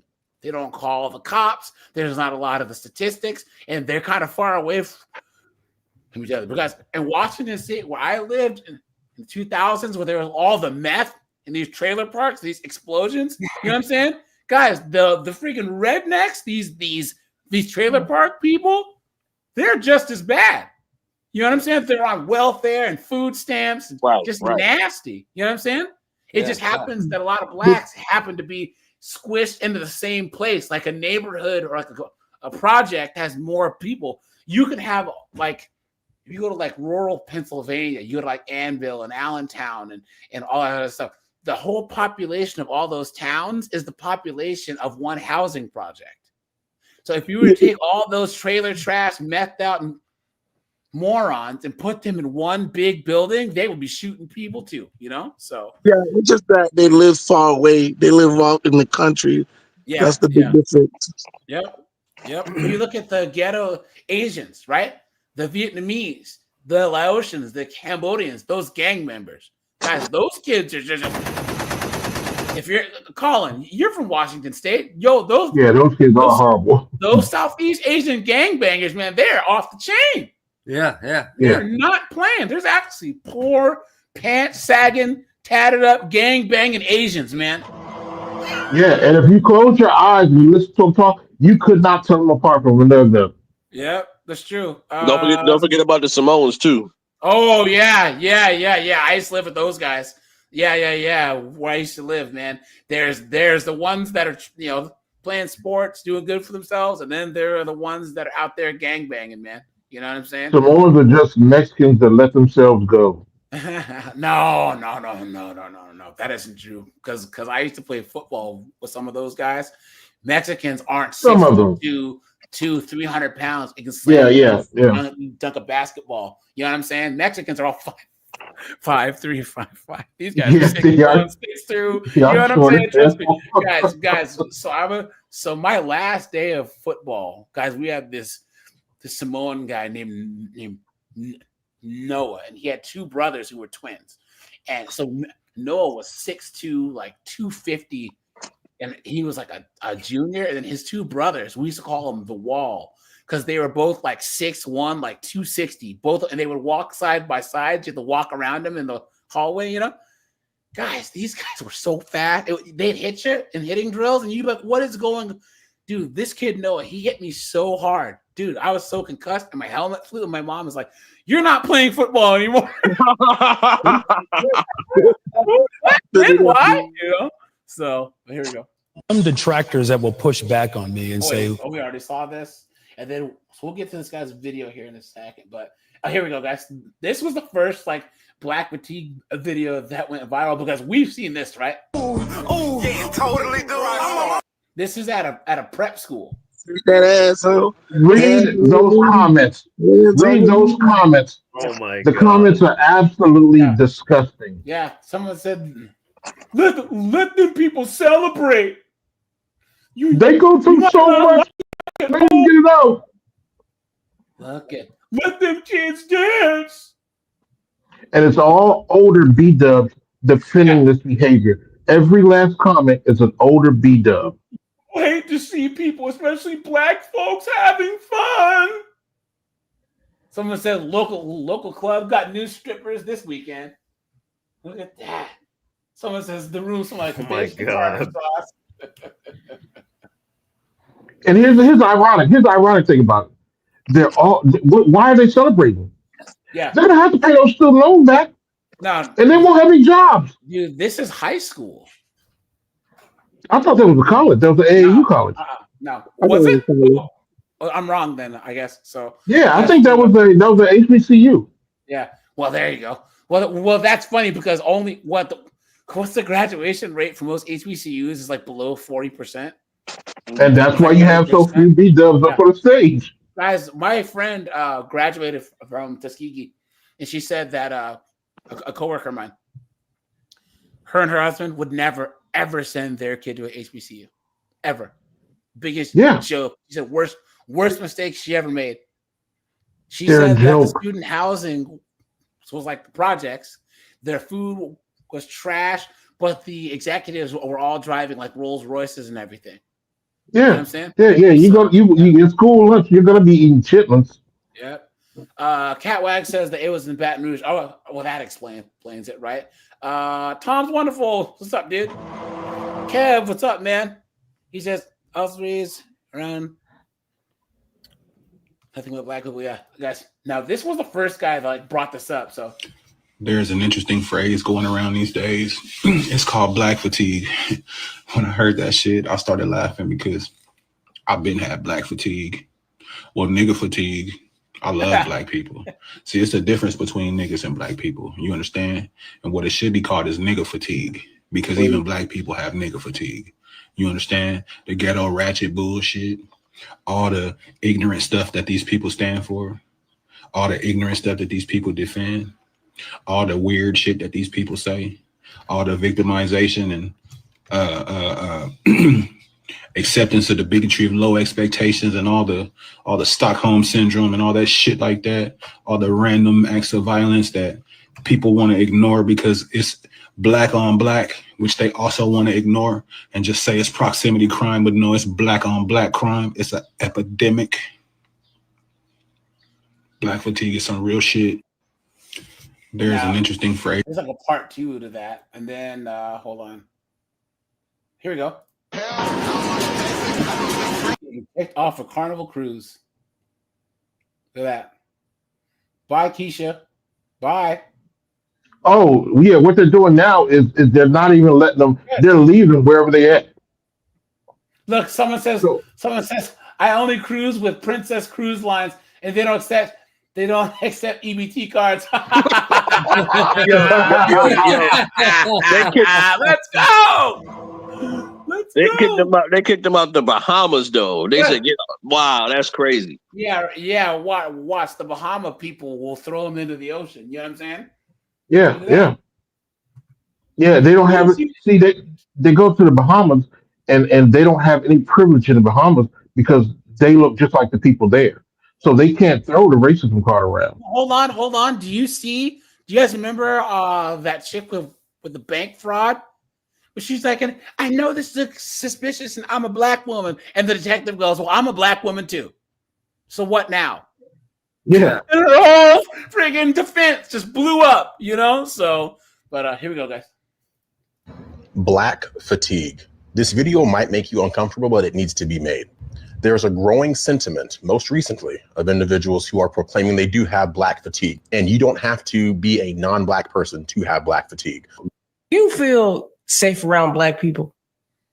No. No, I don't. And do you feel safe around white people? Yes, I feel very safe around white people. I feel very safe around white people. You ain't got to explain that. That's some wild. Now, how is that wild? I guarantee that if I were to drive by Colin and snowboard in Lenny's house at the same time every day, they would probably be doing the same thing. Getting up, going to get their groceries, taking out the trash or whatever. Because there's one thing white people are, and that's predictable. It's one thing Asians are. It's predictable. Even the ones you don't like. Let's just say you have that Confederate flag waving neighbor down the way. He's going to leave you alone. And he probably worked his ass off, too. Yes. He said, fine, y'all can live down the street to stay the hell on off my property. You know what I'm saying? But he's not going to be friggin' he won't be blasting Leonard Skinner at 3 o'clock in the morning and then try and friggin' pull out the strap when you tell him to turn it down. Right. Yeah, but I hear you. Yeah. I'm comfortable when I'm around white people. I'm alert when I'm around black people. That's crazy. Isn't that, guys? Absolute fact. Absolutely true. Yeah. Being around blacks, you get the same PTSD as if you've been to a combat zone. Yeah. Here's the thing, guys. Let's just say it's Walk, Broderick, Samurai, Mac, myself. And we're walking down the way. It's a Friday night. We want to grab some beers, shoot some pool. We walk into a place, we hear friggin' Trick Daddy playing, and there's nothing but blacks in there. Nope, no thanks. But then we go down the way, it's a dive bar.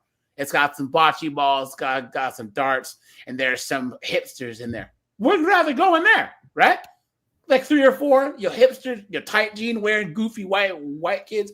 We're gonna go in there, have some PBRs, and play some bocce ball. You know what I'm saying? Then we ain't gotta worry about no guns, no knives, no one stepping on no one's shoes. You know what I'm saying? What's going on?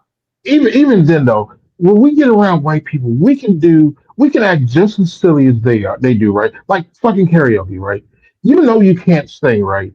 But you go to white people to a karaoke bar, everybody's getting drunk, everybody's just singing karaoke. We all sound home. There's no judgment going on, right? Everybody's just like, yeah, look, we're just here to have a good time. Although you're up there, you sound silly, you're having a good time. We're cool with it, right? I've seen comedians go to open mic night, black comedians, and like they bomb the first couple jokes, and the white people keep clapping and keep giving them encouragement, and finally they start landing their jokes, right? But no, you go stand in front of black people before you open your mouth, you have them heckling you. Yeah, that's true. To the point where they want you to get off stage. Yeah, and if you go to a black karaoke place. Because guys, you better be doing Jeezy. You're doing all Jeezy songs. No, or they will heckle you. Because here's the thing, guys. There's a karaoke place. Because my brother and I both used to do karaoke a lot. Because believe it or not, I can sing, right? But so there was a place in Baltimore. They had a live band, and they would do songs. And if you didn't know how to sing, they would let you know real fast. Whereas you go to like a karaoke place and a white place, of course, there's some friggin' white chick trying to sing Whitney, and you're like, oh, no, you know what I'm saying? But I'm alert and I'm on edge because I know it's gonna be a problem. One more time, bro. Let's go. I think 2 things today. I'm good.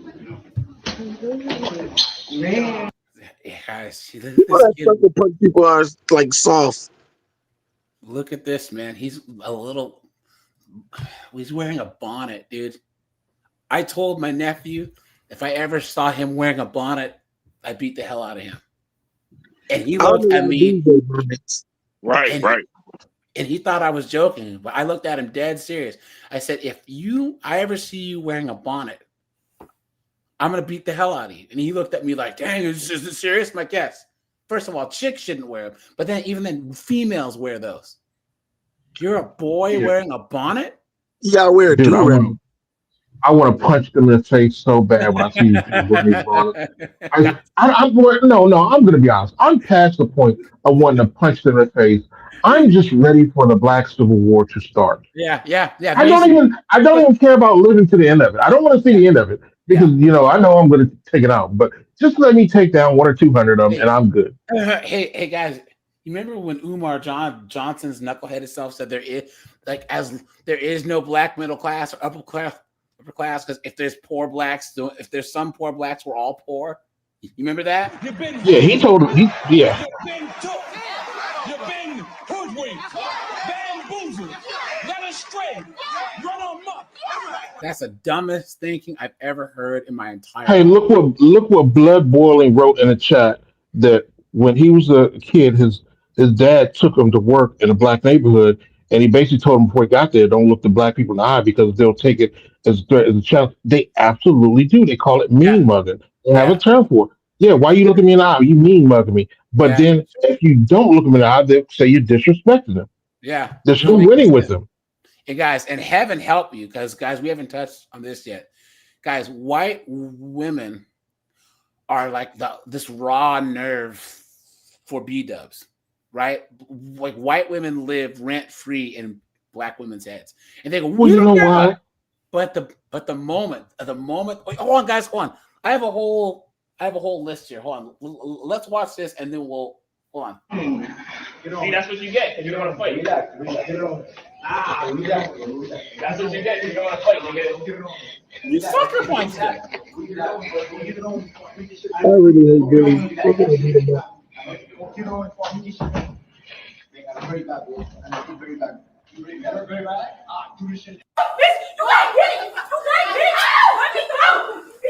There's the dark skinned girl going after the light skinned girl. Hey, push your buttons, push your buttons, push your buttons. No. Stop. No. Stop. What does that phrase actually mean? Essentially, Black fatigue is a growing weariness of the actions of the quote unquote Black community, but it goes deeper than that because we are in 2025 now and we are being judged based on the content of our character and not the color of our skin. And it's funny too how they say, well, the police, why is it that if there's a bad doctor and he's doing bad stuff, it's the duty of the other doctors to get rid of him, right? Right. But the police are the only ones where there's like one or two bad ones, and then they circle the wagons. Well, black people, we're the same way, right? Because there's a few bad ones, right? A few, but the rest of them protect them. B-dubs protect the ratchets. You know what I'm saying? Absolutely. Yeah, I don't have a problem with the police. I'll tell you this. Like, I ride a motorcycle. I told you that. I'm not even going to mention all the things that I've done on that motorcycle that I probably should be in jail for. But one morning, I'm going to work, and I remember like I'm running like I'm not late, but I'm not as early as I want it to be, right? So I'm cranking out, like I'm cruising at 90. Well, a car pulls up on my ass, right? And I'm like, yo, who is this idiot on my ass? I'm already doing 90, right? So I dropped the gear. Now I'm hitting 110. I'm like, this asshole is still on my ass. So I'm like, fuck it. I'll slow down and I'll let them pass me. I slowed down and up beside me pulls a state trooper. And I was like, dude just gave me a pass. Just gave me a pass, right? So I was like, okay, like word received, you know what I'm saying? Slowed it down to the speed limit, and he went about his business. Didn't even pull me over, but he had me dead to rights. And he could see that I was black because I was wearing a short sleeve shirt. Yeah, wow, look at that. Steve, man, thanks for the membership, my friend. Appreciate that.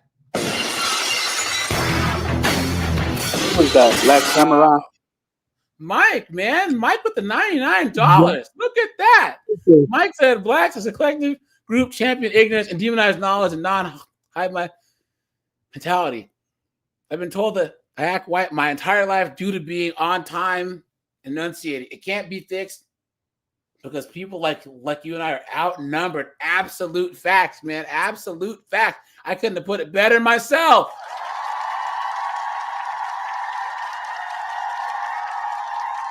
There's a whole board of them. And thanks for the Hey, Jay. $99, man. Hold on.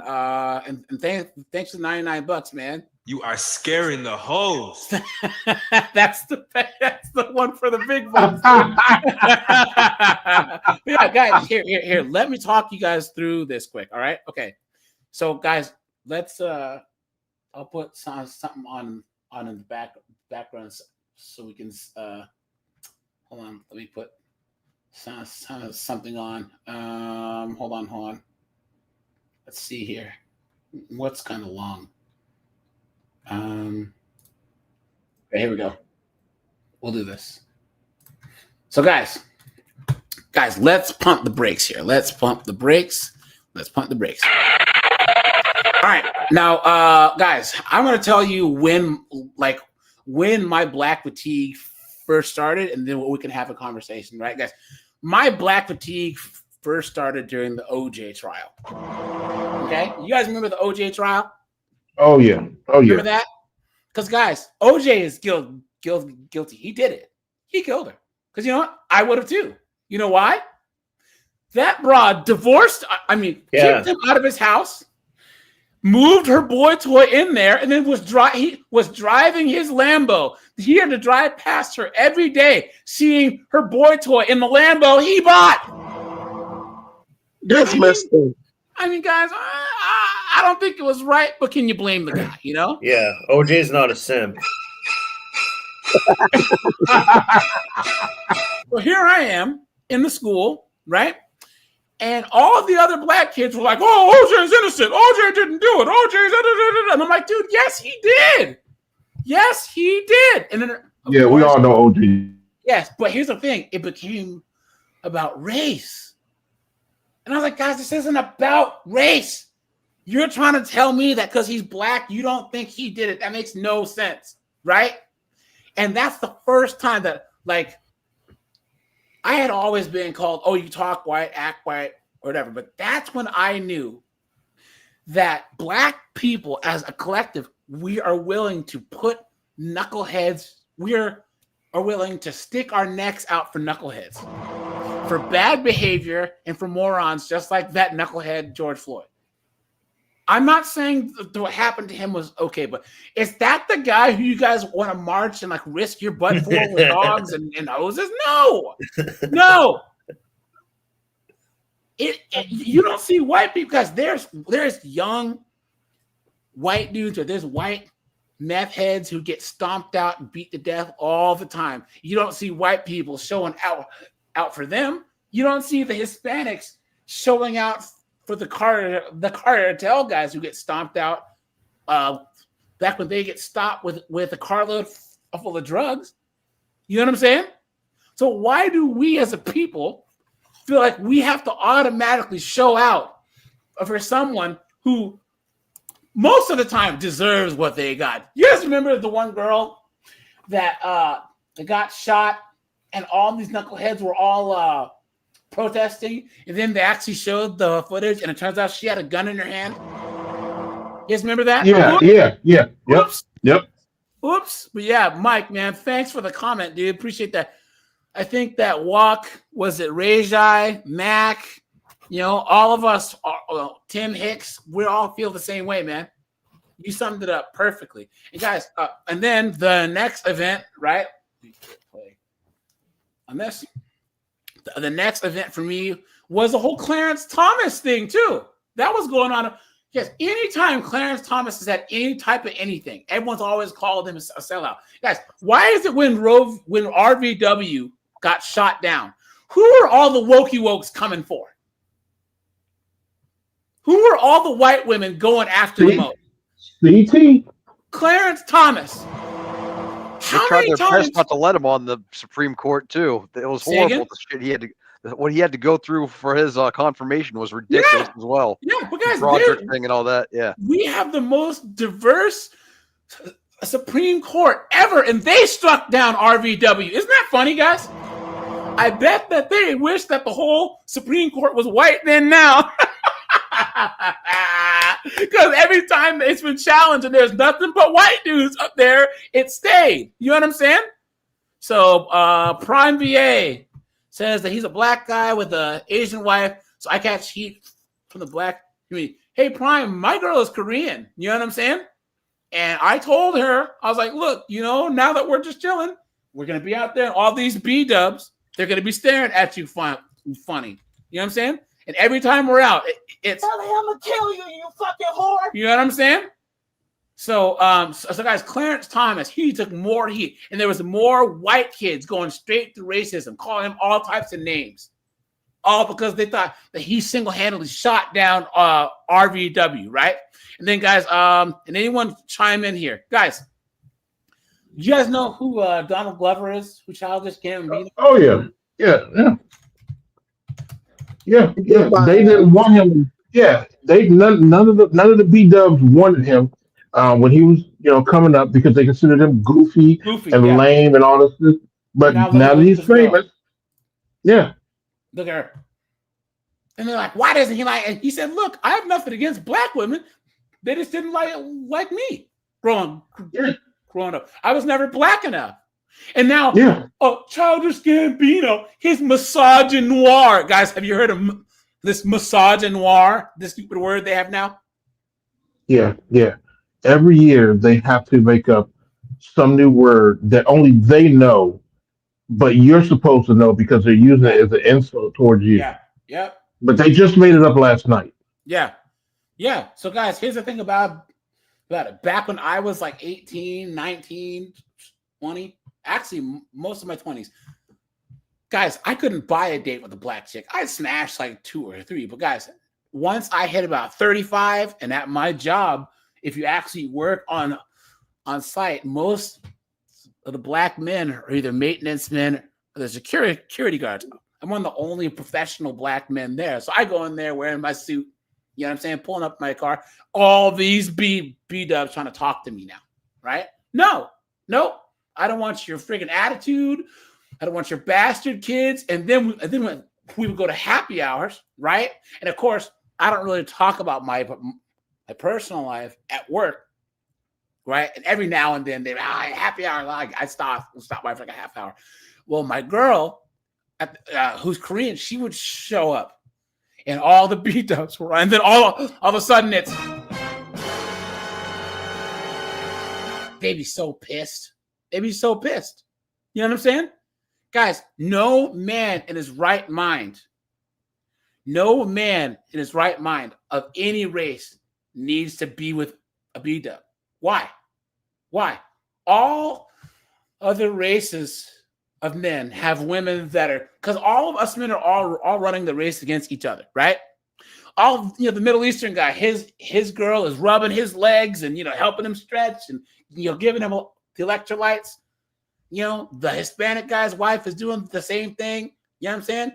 The friggin' black chicks cutting Jamal's Achilles. You know what I'm saying? And then he has to run the race too. So I just had this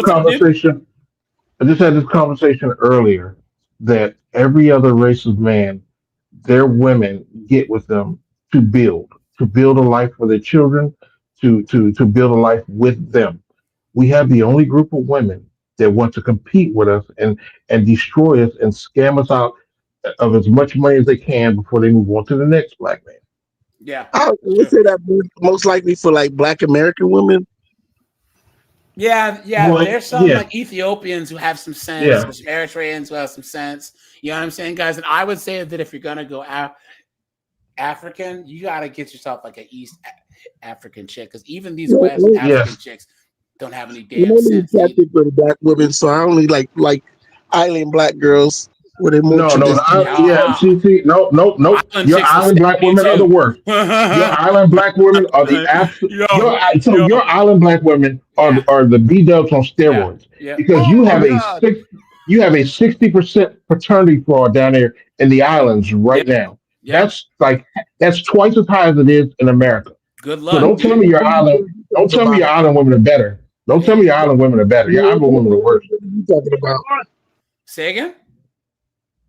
What type of island girls you talking about? All of them. Jamaicans, all Trinidadians. You know what else I don't like? Because there's a coworker of mine who's from Trinidad. And island girls, they don't listen.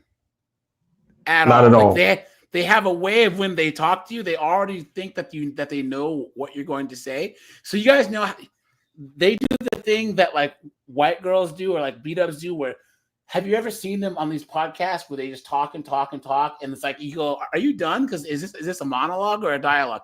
That's how Island girls are. They project out so much that they can't even take anything in. Their whole demeanor is just out, and never in. You know what I'm saying? So you're trying to get a word in, and you're like, dude, are we having a discussion or what? When I was 19, I was going to this Aero Academy to learn how to fix airplanes, and I remember being in school with a bunch of island dudes.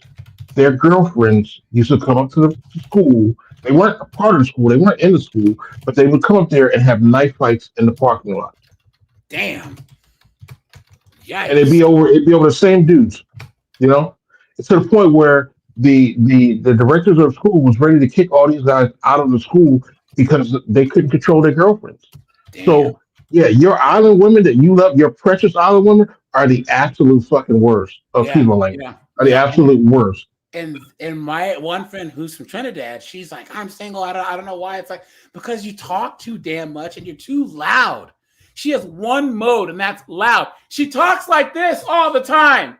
Hey, AJ, what's going on? Hey, what's going on? Like, shut up. Like a bunch of us went to her house. You know what I'm saying? There was like 3 or 4 or 5 of us at her house. And you think that she would be more subdued at home. But just she has one volume, and that's loud. Imagine like you're in bed and she's like a seagull. You guys know how seagulls are, and they like, yeah. My sister had a friend, and she was Jamaican, and she absolutely was like in love with me, and she wasn't a bad looking chick, and I liked her until she opened her mouth. Yeah. And when she opened her mouth, it was just like the biggest turn off for me, to the point where like I actually yo, I actually pushed her off with my homeboys. I was like, you take this one from me, you know?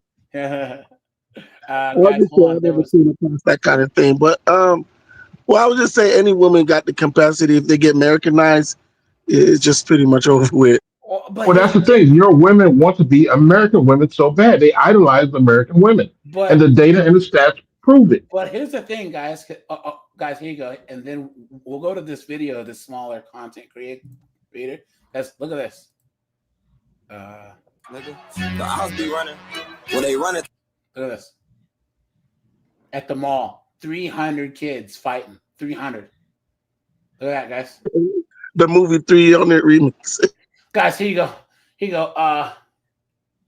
300 the tampon edition. Here you go. Someone says, but like for what? What started all this? Hold on. Where's the reply? Wait. What started all of this? Single mom.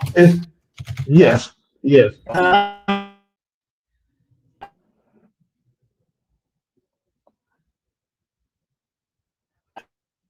Smiley face post. Yeah. Savage. Yeah, no fathers in the household. Oh, man. This is what single moms produce. The future carjackers of America. Sad.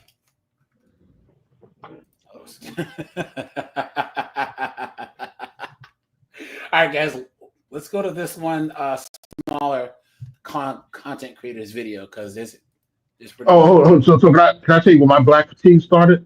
Yeah, go for it, man. The floor is yours. So you remember that movie Lean on Me? Yes. Yep. Okay, so about so that school was really that bad, right? So my sister was a year apart. She's a year ahead of me. And after Joe Clark retired, like while he was there, like he straightened that school out. That school was really that bad. He straightened it out, but within 4 years after he retired, it went right back to what it was. Yeah. Right back. It was just as bad, right? So now about that time, it was time for me and my sister went there. My sister, she was a year ahead of me, so she went there. My sister had to have 2 locks. She had one lock that she carried wrapped around her knuckles and kept the the hard part. So she uses like brass knuckles, just to go from class to class. And that was just the girls. So the violence for the girls was a lot like less than it was for the boys. For the boys, like you were literally getting stabbed in the hallways or possibly shot, right? So instead of my mother sending me to that school, I got sent down south to Virginia to my father to go to school in Virginia, and I had way more fun.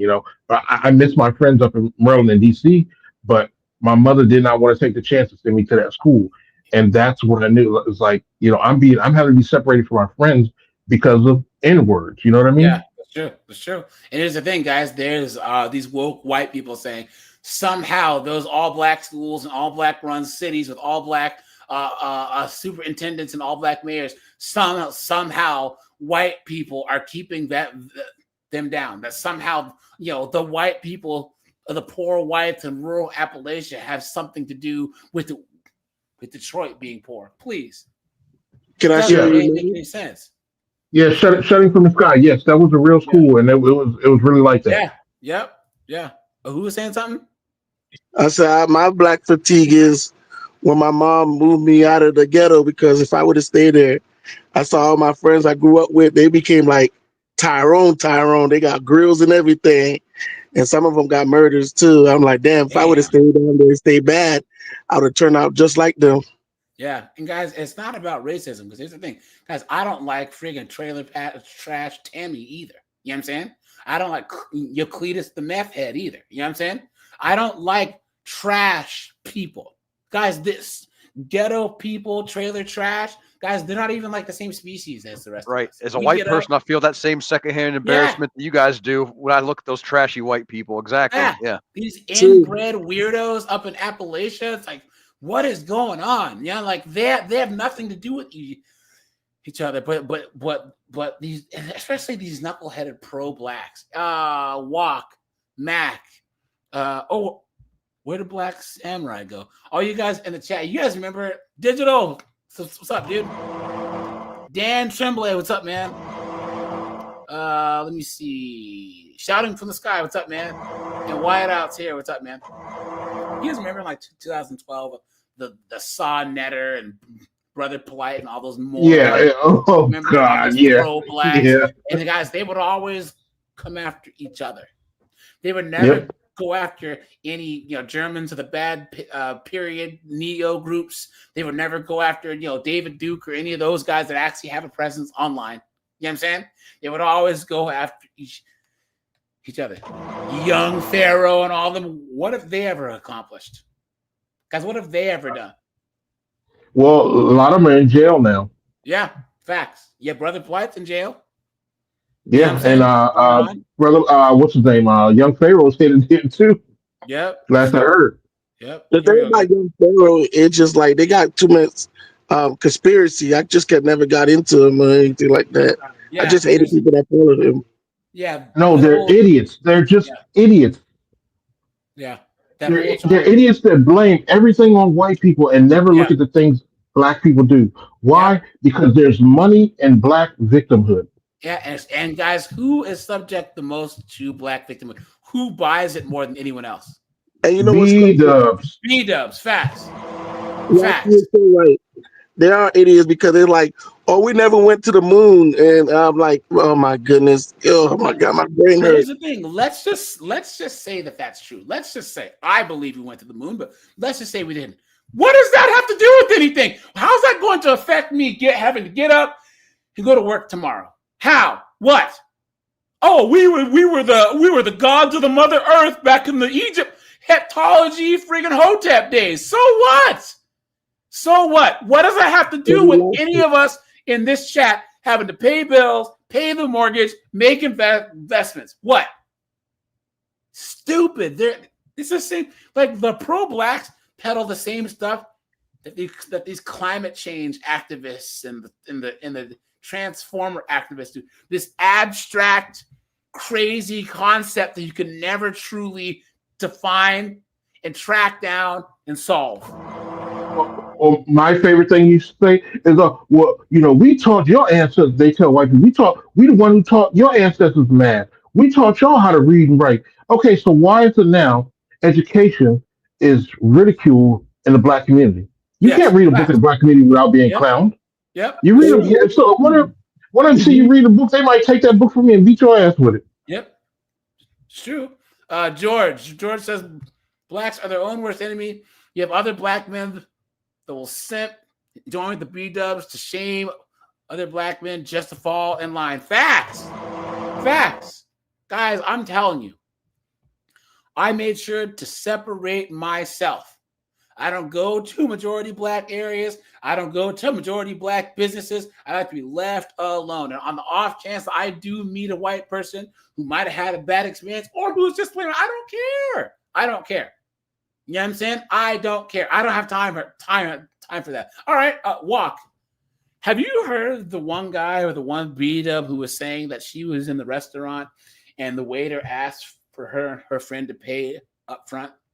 So they had Yes, ordered and said, and they should because they do so much dine and dashing. Facts. Guys, if I was in a restaurant tomorrow and they said, hey, we're in need, I just pay because I can understand that there's enough people who look like me that have walked out on the check. I've done that before. Yeah. I've voluntarily done that before. Like when I go in, I order my food, I go, just bring me the check. You know, before they're like, bring your food, just bring me the check. I'll pay right now. Yeah. So they can see me pay, see me put my tip in, and it alleviates so much stress because they already think negatively of us because of all the black people that were before us. They always have this negative image of us. So I just want to get it out the way that I'm not one of them. I'm going to pay for my food. I have the money to pay for my food. And it's not going to be a problem. But I've seen too many black women go to restaurants, order a whole bunch of stuff. The bill comes. Now they're arguing over who got what because they don't have enough to pay for their food. Yep. And then all of a sudden it's, you know what I mean? And they all run. So Mother's Day to the mamas. What's going on? Happy Sunday. Happy Mother's Day to the mamas out there. So I just want to continue this conversation. I've been watching a lot of I watch a lot of content. I just stick to YouTube. I don't know about TikTok, all the creators now. And I see that it's starting to catch on as far as the term goes. And I'm glad to see that. And I'm glad to see that white people are finally sticking up for themselves because I had a thought. What has happened? It's like the black community has become the schoolyard bully. You know, they can just do whatever they want to do, say whatever they want to say, be as disrespectful, be as obnoxious, be as rude and crude, and can't nobody say nothing to them or I'm gonna beat you up. You know, who you think you are? You know, that whole ghetto mentality, right? I'm sick and tired. I've been sick and tired of it, right? And I thought maybe it was just because I'm getting older.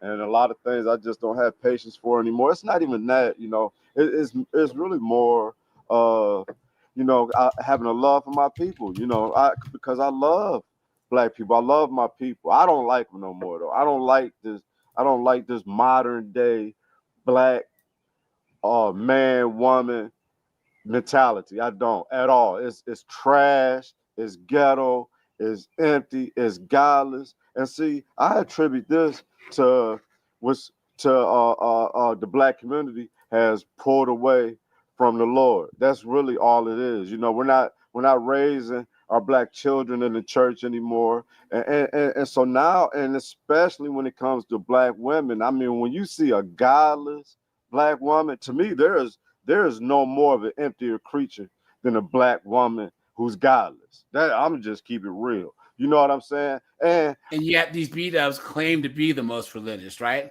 They claim to be in the church the most, right? They claim to love Jesus. I can have a bastard kid and Jesus still loves me. I can let Nug and give me the herp derp. Please, I can bang the pastor. Clown world.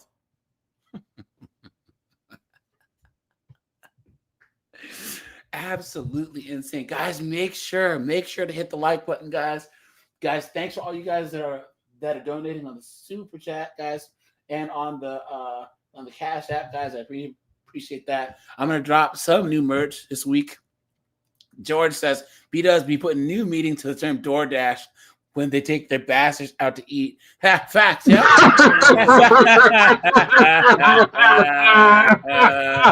That's true. That's true, right? That's true.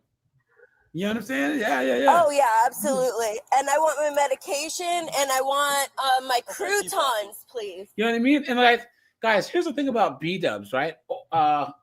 Actually, here we'll keep this going. But I showed you guys this, right? Hold on. I think we watched this the other day. Where is this guy? Here it is. Okay. Black fatigue is real. Everybody is tired of black people, but it's two specific types of black people that everyone is tired of. Number one, everybody is tired of loud, ghetto, and ratchet, and violent, and mean, and angry all the time. Everybody is tired of them. Nobody wants to deal with them. Even other black people do not want to deal with these people. You know when you see them in public, you know when they're going to give you attitude at the CVS. Everybody knows it, and they want to avoid it. The second group of black people that everybody is tired of is this sort of like fake black bougie intelligentsia who kind of like walks around telling everybody how they're supposed to think or speak. Or there it is, guys, right there, right there.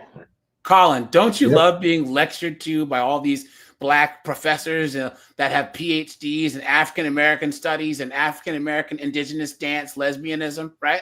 You know what I mean? Oh yeah, no, absolutely, dude. When Big Mike is telling me that how ashamed I should be about that, people did, 300-400 years ago. Oh, dude, I'm just sopping it up. I'm just like, oh, give me more. Yeah. Fuck you. Yeah, oh, seriously. Fuck yourself. Yeah, and guys, that's how a lot of white people, especially white men, are, and you guys should be like that. And you have my support, you have Walk's support, you have Rage Eye's support. You know what I'm saying, guys? We support you. You guys need to start standing up for yourselves, because I cannot believe the beta position that a lot of knuckleheaded, liberal, woke white dudes. Oh yes, please. I'm gonna sit in the corner and tell me when it's okay to come out. Please. What are you talking about? I just don't. Or we need to step aside and let the women take over, even though we built and maintained and died for everything. What are you talking about? You know what I'm saying? Oliver, what's up, dude? Yeah, Jarvis, I hope I'm not butchering your name too bad, dude. Yeah. Jarvis Kolovic. He said something in the chat. He said that he's sick of white trash, and he gives up attitude. Well, here's the thing: we can't give the black trash attitude because number one, they outnumber us, and number two, they don't have as much as us, so they have nothing to lose. Yeah. And they're more violent than us. So they start a fight with us, right? Yeah. Or they shoot us. They don't care. Yeah. They care nothing about. It's a family reunion for them to go to prison, right? But meanwhile, if we send them to get Satan's autograph, now here we are losing all our stuff. So we can't do anything to them. Yep. That's true. We just have to avoid them. Yep. Think like these are the most privileged black people in the world. These people have built enormous platforms and have so much money, and yet they are still perpetual victims all the time. And all they ever do is lecture white people about how to talk to or about black people, and then they lecture other black people if they don't talk or think or speak in ways in which they approve. Black fatigue is real. Everybody is so tired of both of these groups of black people that they don't know what to do. So yeah, black fatigue is real, and I got it. Yep. And then we'll go back here. Let's see. You guys, the StreamYard link is at the top for anyone who wants to call in, guys. So hit the button. Hey, I speak my mind. And guys, Jasmine Crockett, I think, is the quintessential example of they do black fatigue. It just gives me she's just everything wrong with the black community. You know what I'm saying? Everything wrong with, because she didn't grow up ratchet. She adopted that persona once she got in the office. You know what I'm saying? She's getting support. Absolutely insane. I speak the truth, and I don't really care about hurting people's feelings. I really don't. So So, you know, if this rubs you the wrong way, I'm not scared about black people at all. They don't scare me at all. So, you know, whatever on them, right? And white folks, man, I'm really rooting for y'all now because I'm tired of the disrespect, you know, and I'm mixed, right? So I'm in the middle, you know what I'm saying? I don't lean one way or the other, you know, I'm me, right? But I have an affinity to both races because I have family in both races. You understand what I'm saying? And so I know that there are assholes in the blacks and there are assholes in the white race. You know, there's assholes in every culture, right? Let's just keep it real. But the problem is that black people they one, they don't hold themselves accountable, and then two, soon as anybody has anything to say about their behavior, right, then they get attacked. You understand what I'm saying? And I attribute that to the Democratic Party for one, with that their whole making black people be this victim of oppression. You know, when are we gonna get over that? Please. There you go, right there. Yeah, Hang on, let me interrupt guys, here, you know what? Here, guys, I want you to go sub to this guy, okay? He got 255 subs. Guys, here, go over here. Let's see if we can get him to like 300 subs, okay? He's at 255. Guys, everyone stop. Take a second and go sub to his channel.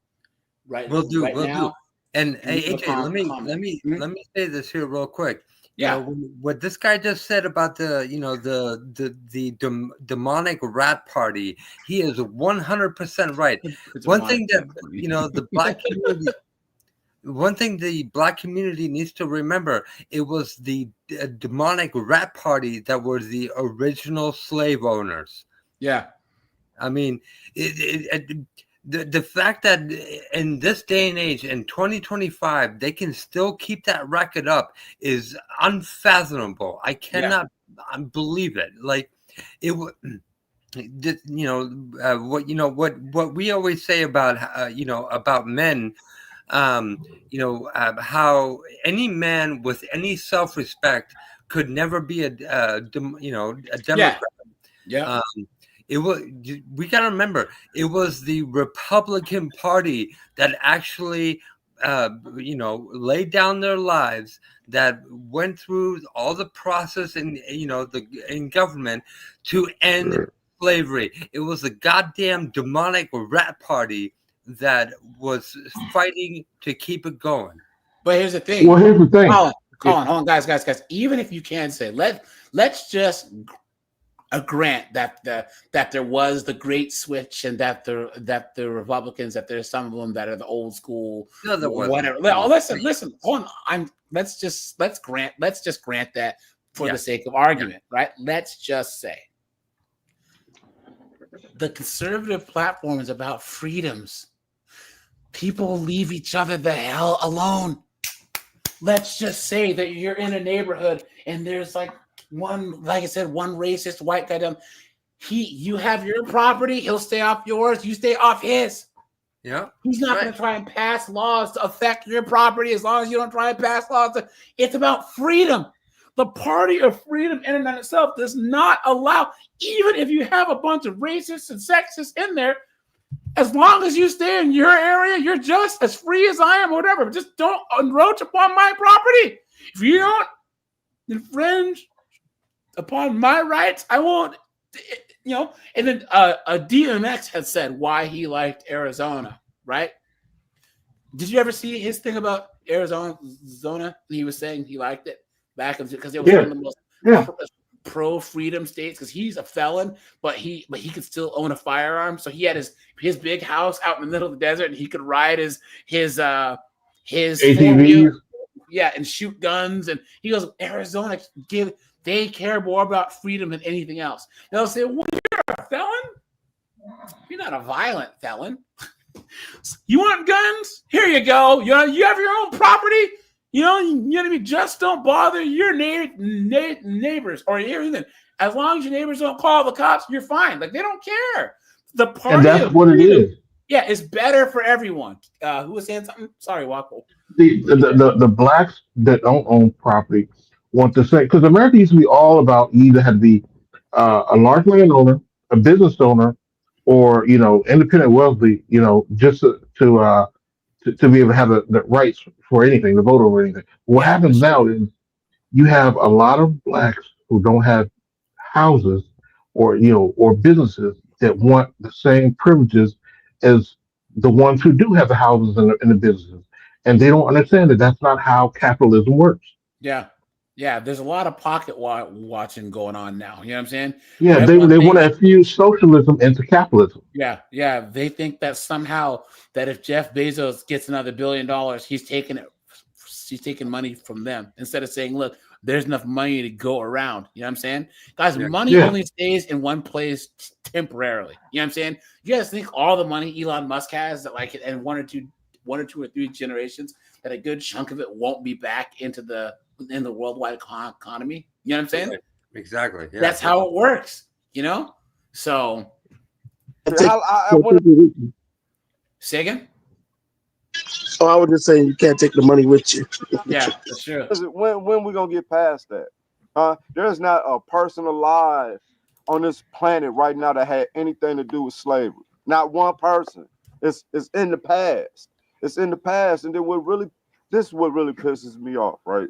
This is what really pisses me off.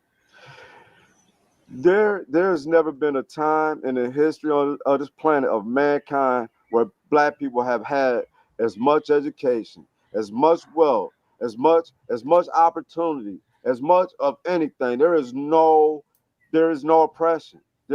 And what really, I was thinking about this today. I said, you know what? I'm ready. I'm so ready to be on the side of the immigrants, right?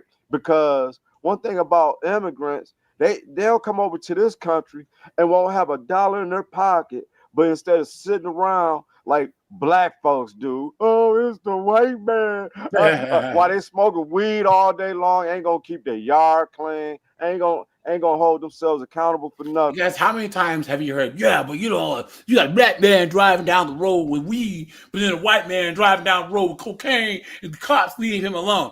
Well, let's just think about the reasons here. You got Stan, right? Stan's driving with 18 keys of coke in the back of his Camry, right? Stan's the white dude. His taillights work. His tabs are up to date. His license isn't expired. He's not bumping Uzi the Baby Vert and freaking driving in 2 lanes or speeding. You know what I'm saying? Yeah. And you got Jamal, right? He's driving some Altima with no back bumper. He's bumping freaking, Uzi Whoppy Boppy. You know what I'm saying? He's smoking weed in the car, not using his blinker. What are you doing? If you're riding dirty, you can't be doing that. It doesn't make any sense. George says there's arguments against reparations that they've already been paid tenfold with all the welfare. Yeah. Yep. Guys, here's the thing. Reparations, they should have been paid right after slavery ended, if there was going to be any. You know what I'm saying? And guys, have you noticed that it's the Africans and the Jamaicans and the Trinidadians, the non-American blacks who come here and talk, we need the reparations. You just got here. What are you talking about? And another thing, hey, Mac, why don't we get reparations from Benin, Sierra Leone, Ivory Coast? They sold our ancestors into slavery anyways. Yeah. They're acting like white people were just riding through Africa with nets. You know what I'm saying? No, they didn't even go past the ports until was it 1885 or 1890 something.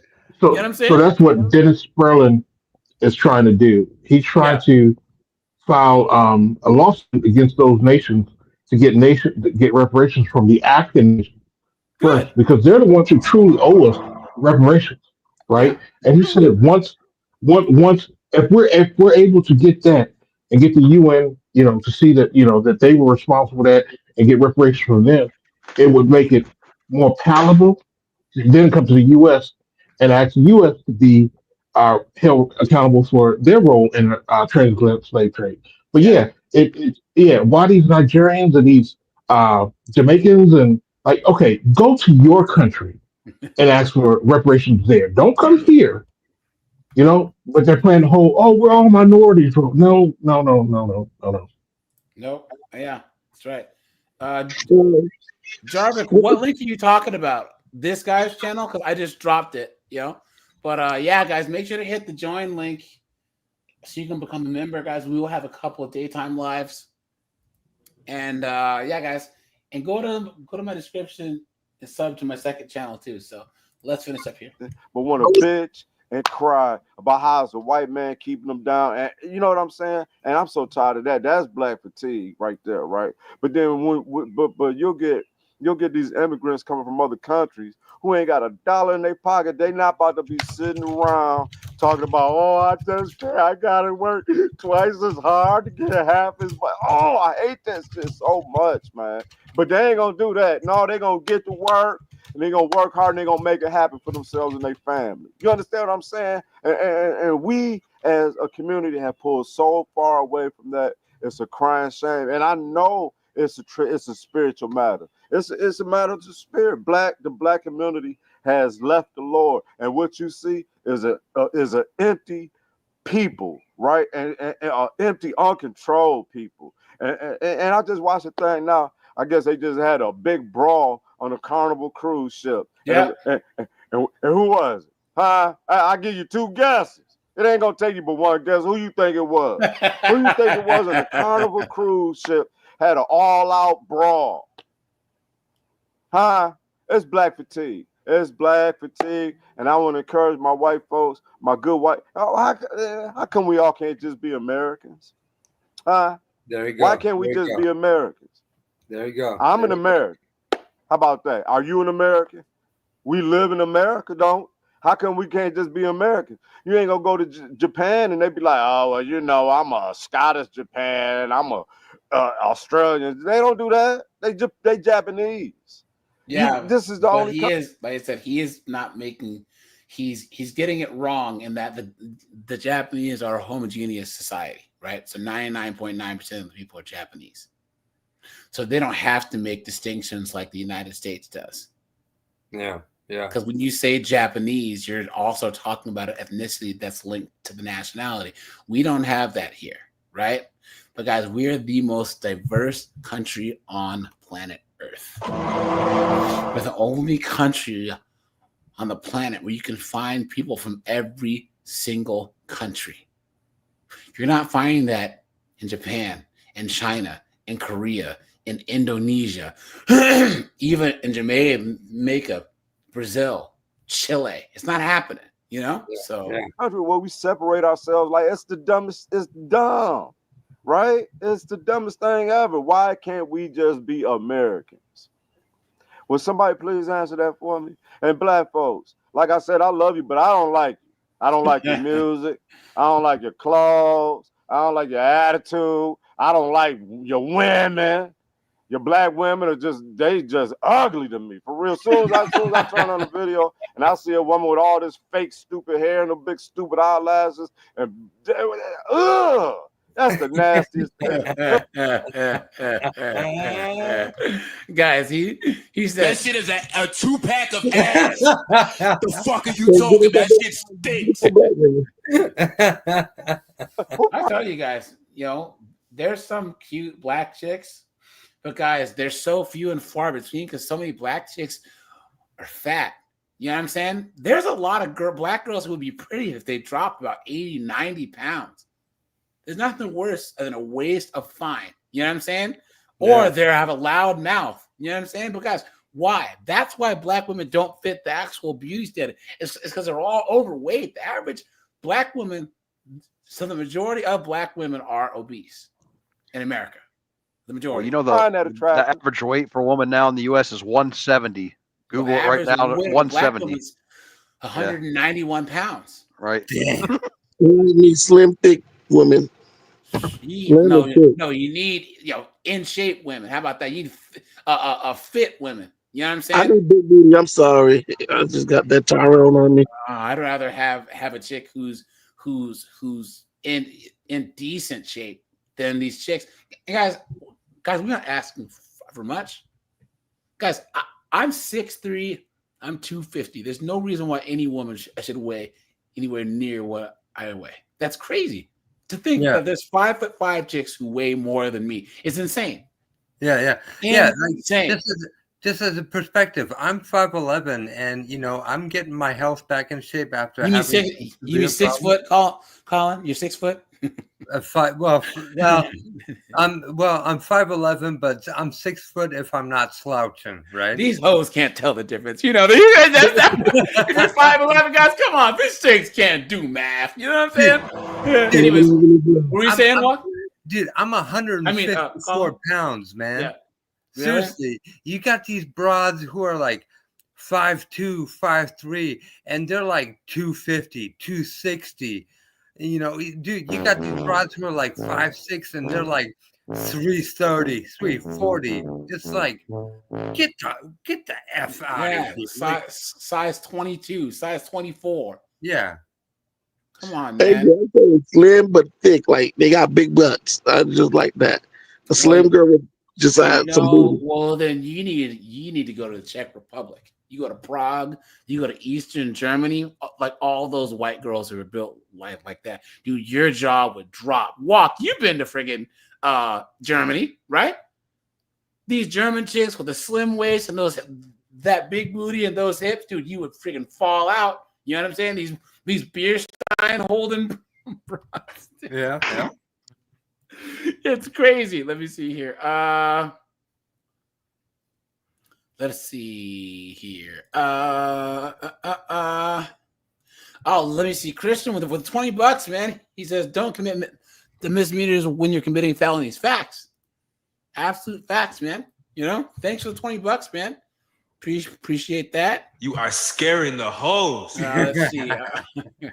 Wow. Let me see. Got a lot of comments here. Okay, hold on. Someone has said to look for the B-dubs that were at the heart attack grill. Hold on.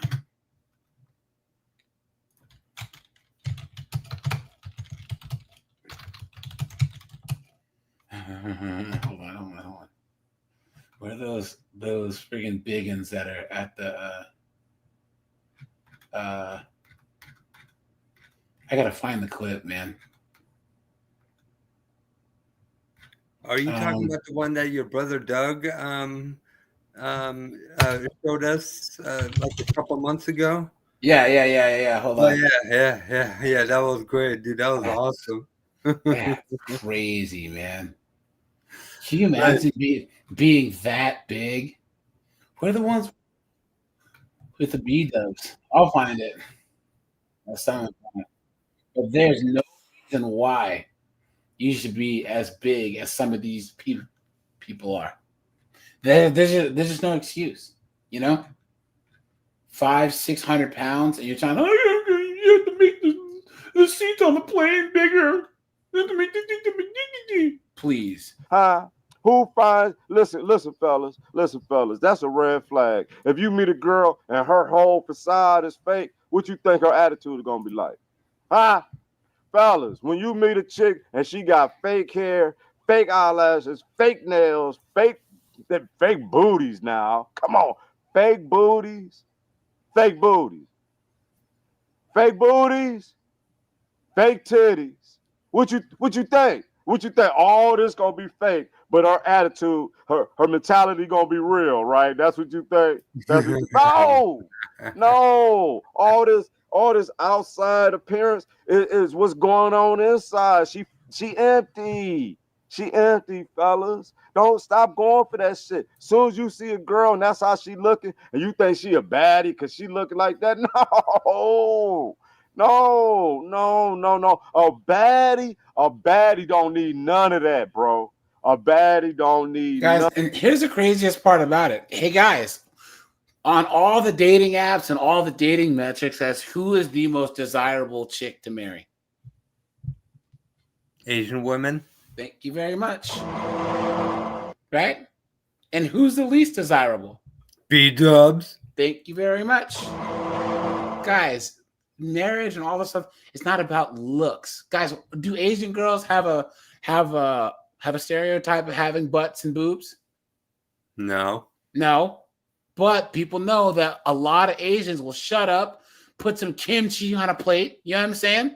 And guys, here's the crazy thing. Even the ones that have degrees, guys, why is it the Asian chicks are the most accomplished, highest earning, most married, and least divorced chicks? Well, I thought that boss chicks that have degrees and their PhDs, they can't find guys, right?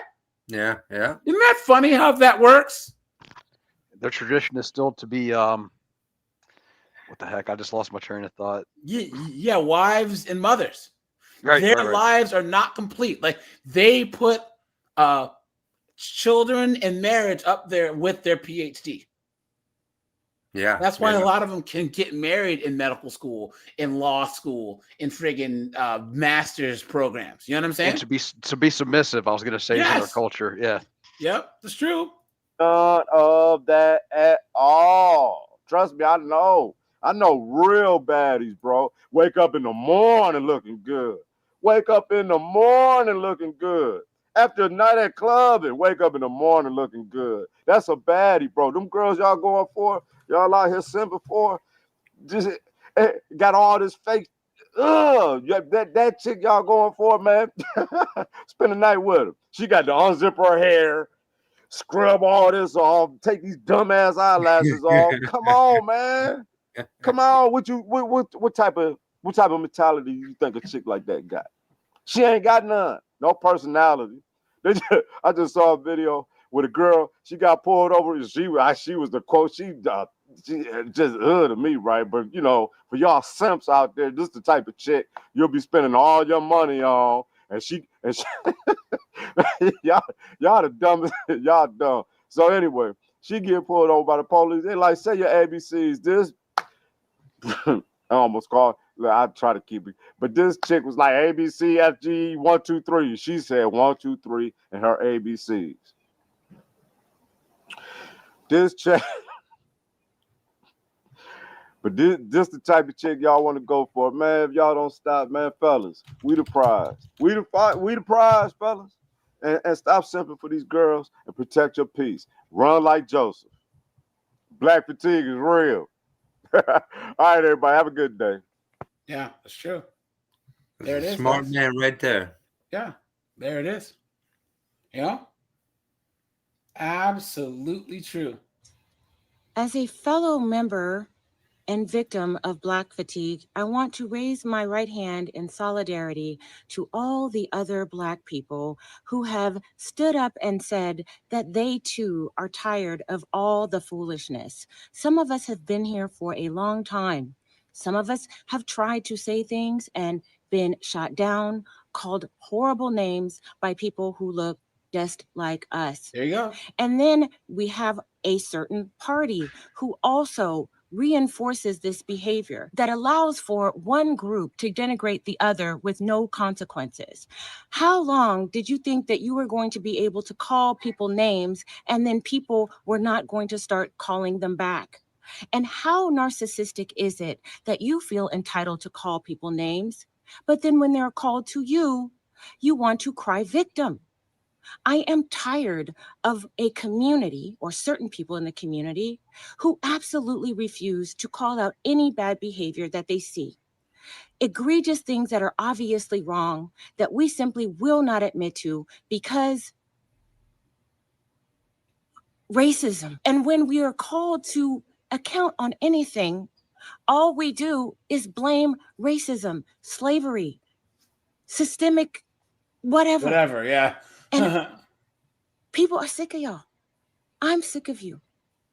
And I gotta be honest, I'm really glad that the conversations are being had and that Black people like me, you know, the Coons, the Uncle Toms, the bedwenches, who just want to be in their garden and mind their own business. Yep. And then they have to scroll on social media or go to Walmart and see people who look like us acting a complete fool.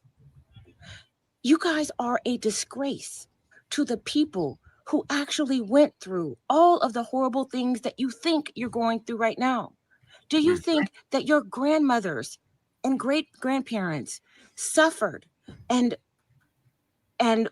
endured oppression that you could never understand would want to see you behave in this way after they did that hard work? Some of us have been alive long enough to know what our grandparents wanted. They wanted us to have dignity. They wanted us to build ourselves up. They didn't want us to be perpetual victims. They didn't want us to make excuses for bad behavior. You know it and I know it. And if anybody wants to speak up on what their grandparents said, I would love to hear it because it seems to have been forgotten. Yeah. You know damn well this is not what they wanted. You know damn well that this is not what they fought for. For those of us who have Black fatigue, we remember what our forefathers fought for. We remember why they shed their blood in the streets, not to stay mad, not to be perpetual victims, but to pick ourselves up and have the opportunity that you have that they never had. It's true. Do you know how guys, there are young Blacks that act like they live in the same time as my mom did when she was growing up in the Jim Crow South? Yeah. Isn't that crazy? And guys, here's the thing. There was no Jim Crow in Massachusetts, in New York, and in Illinois. So what do they have to do with it, right? Oh, the redlining, blah, blah, blah. Where was it? What are you talking about? Just their people had their neighborhoods. In New York, the Italians stayed in their neighborhood, the Irish stayed in their neighborhood, the Blacks stayed in Harlem. You know what I'm saying? That's how it went. It was a choice, just like the Chinese in Chinatown. They all have the opportunity to leave. They just prefer to be together, you know? So grateful they would be if they could live in the world that you live in right now. And what would they say? What would they do? I'm sure that ungrateful would be in there somewhere. Ashamed would be somewhere in there. We have really dropped the ball on this, but I'm glad that we're picking it back up. And you know what else we need to start picking up? A mirror. Start looking at it a lot. Look at that, guys. Now, guys, let's take a little pit stop, guys, because we all know, guys, we're at like 100 and something likes, guys. So thanks for that, right? But 106 likes, guys. Make sure to hit the like button. Here we go, guys. Let's take a little pit stop. Y'all want to ask me what I'm doing? I'm outside hoeing. I work at Hoeing. Y'all want to know what company I work at? I work at Hoeing. That's the company I work at, Hoeing.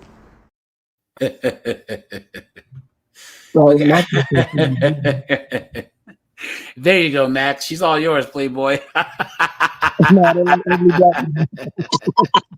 passing that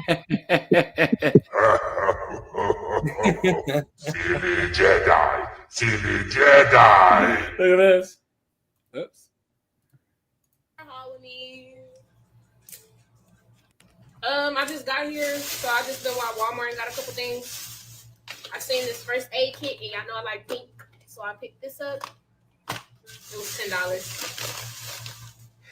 You know, it ain't a Walmart run without buying a candle. I got a client on a candle, and not a candle. A candle. I didn't even know she was saying candle at first. Not a clue. He scheduled a date for 2 hours, so we're starting off the night great. There's those butterfly tattoos, guys. There's those butterfly tattoos. Hey, I also went by the store and got small bag of chips. I can't really show y'all them, but y'all know what them are. I'm gonna get the long fingernails. Yeah, water. We'll be thirsty. I know it wouldn't be right if I didn't get my. Clock that. Got me another water. Orange juice. So I really went for the cigars, but I didn't know Walmart didn't sell cigars no more. They sell them back home in the ghetto. Okay. So yeah, that's all I got. I basically went there for wine and tobacco. I got a booking. He's coming to get me. But yeah, I'm gonna get on live until then. Love ya. Butterflies in the skies. Oh my god. Colin, dude. Oh no.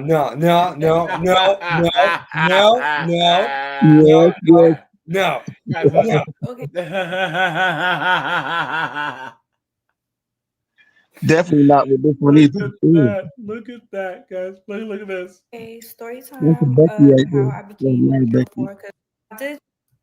Oops. Okay, story time of how I became a 304 because y'all been asking me. I was really young. I was 19. I was in college and I was in college and I was working at a hospital. So I did try. Don't just think that I just woke up selling it. No, I did try at life, y'all. Trust me. And then me being young and dumb, I went to jail and I had a felony at a young age. So basically, Whoa, wait. Whoa, I think she should have led with that, right? Guys, she said I was 19 that already tried. You were only 19. Yeah, you really tried every single possible avenue by the time you were 19. You stupid woman. I got fired from my job and school kicked me out when I was in college. So then as a felon, you can only work at certain places, like, for example, Taco Bell, McDonald's. So I was like, yeah, fuck this. I'm going to the strip club. So I went to audition, got in. Look at that, guys. So she said Taco Bell? Nah. McDonald's? Nah. I love selling this twat. And I got in the first time audition, thank God, because I feel like if we all know what that meant. Auditioning, right? It means you had to let the club owner, you know what I'm saying? The little club manager guy shoot up the club. You know what I'm saying? Huh? That's a horrible looking stripper. Yeah. they didn't hire me, I would have been like, fuck this shit. I had beginner's luck. I was making a lot of money. Then this was in New York, so slow season came, and slow season in New York is like when it's snowing, you know, everybody want to be inside, nobody's really outside wanting to spend money. So me being young, making a lot of money at a young age, I'm spending it all, having the mentality that, oh, I'm gonna make it back the next day, I'm gonna make it back the next day. Horrible mentality to have, but I feel like if you're young and you're really touching money for real, you're gonna fuck up a bag a couple times. So then I remember I posted an ad, like, I don't know, like I just kind of like looked into it, looked at interviews, all this shit, glitz and glams, posted an ad. I was so scared. I was so fucking scared. Like, I was scared who was gonna walk in the door. I don't know these people. I'm meeting them through the goddamn phone. I'm literally scared. But I was making money though. Like, I got a hotel, post an ad, boom, boom, boom, do my dates. And then I went to Vegas. I moved to Vegas and really started stomping down. Shit, that's just how it happened. And then, you know, I literally started from the bottom. When I told you I used to walk blades, y'all, like, that's why when y'all commented on my other video talking about some, oh, for nothing, you had to do something. I never said I never had to ever do anything for money, but it's just like, it's levels to this shit. I used to literally walk a blade, and that's like the bottom of the bottom. Like, if you know, you know. But yeah, that was my story time. The perfect time to get a stripper when it's slow season. Look at that. Whoa, look at this, guys. Doing just don't buy late. Oops. I look crazy. I just ate. Don't buy late. Someone asked, "What's your scare?" She calls herself Trapiana. I said Christina Fatulera instead of Aguilera. Yeah. Anyway, someone was like, what was your scariest experience? Blase. My scariest experience? Honestly, I ain't never had nothing bad happen to me. Thank God. Oh my goodness. Literally, thank God. God loves everyone. Don't forget. Look at that, guys, right? Look at that. That's just a literal 304. She just says misfortune. So basically, years ago in Oklahoma, I had posted an ad and I had went to someone's hotel, and it was so scary. Like, mind you, I was new to the game, so I was like literally so scared. I went to his room and he had like pew pews everywhere. I was like, what the heck? He was some white guy, and then he got mad at me because I think he was trying to tell me what to do. And then I was like, you're not gonna tell me what to do. What the hell? He pointed that shit at my head, and I literally took that shit, pistol whipped his ass with it, and then right, please. You've been had. You've been told. You've been hoodwinked, bamboozled, led astray, run amok. Look at that, guys. You guys honestly believe that? I need to do a deep dive on some of these 304s, dude. Look at this. Look at this. What a skank. Look at this. Guys, we'll do one more. Okay. No, this was the worst of the worst. Look at that, guys. Look at that.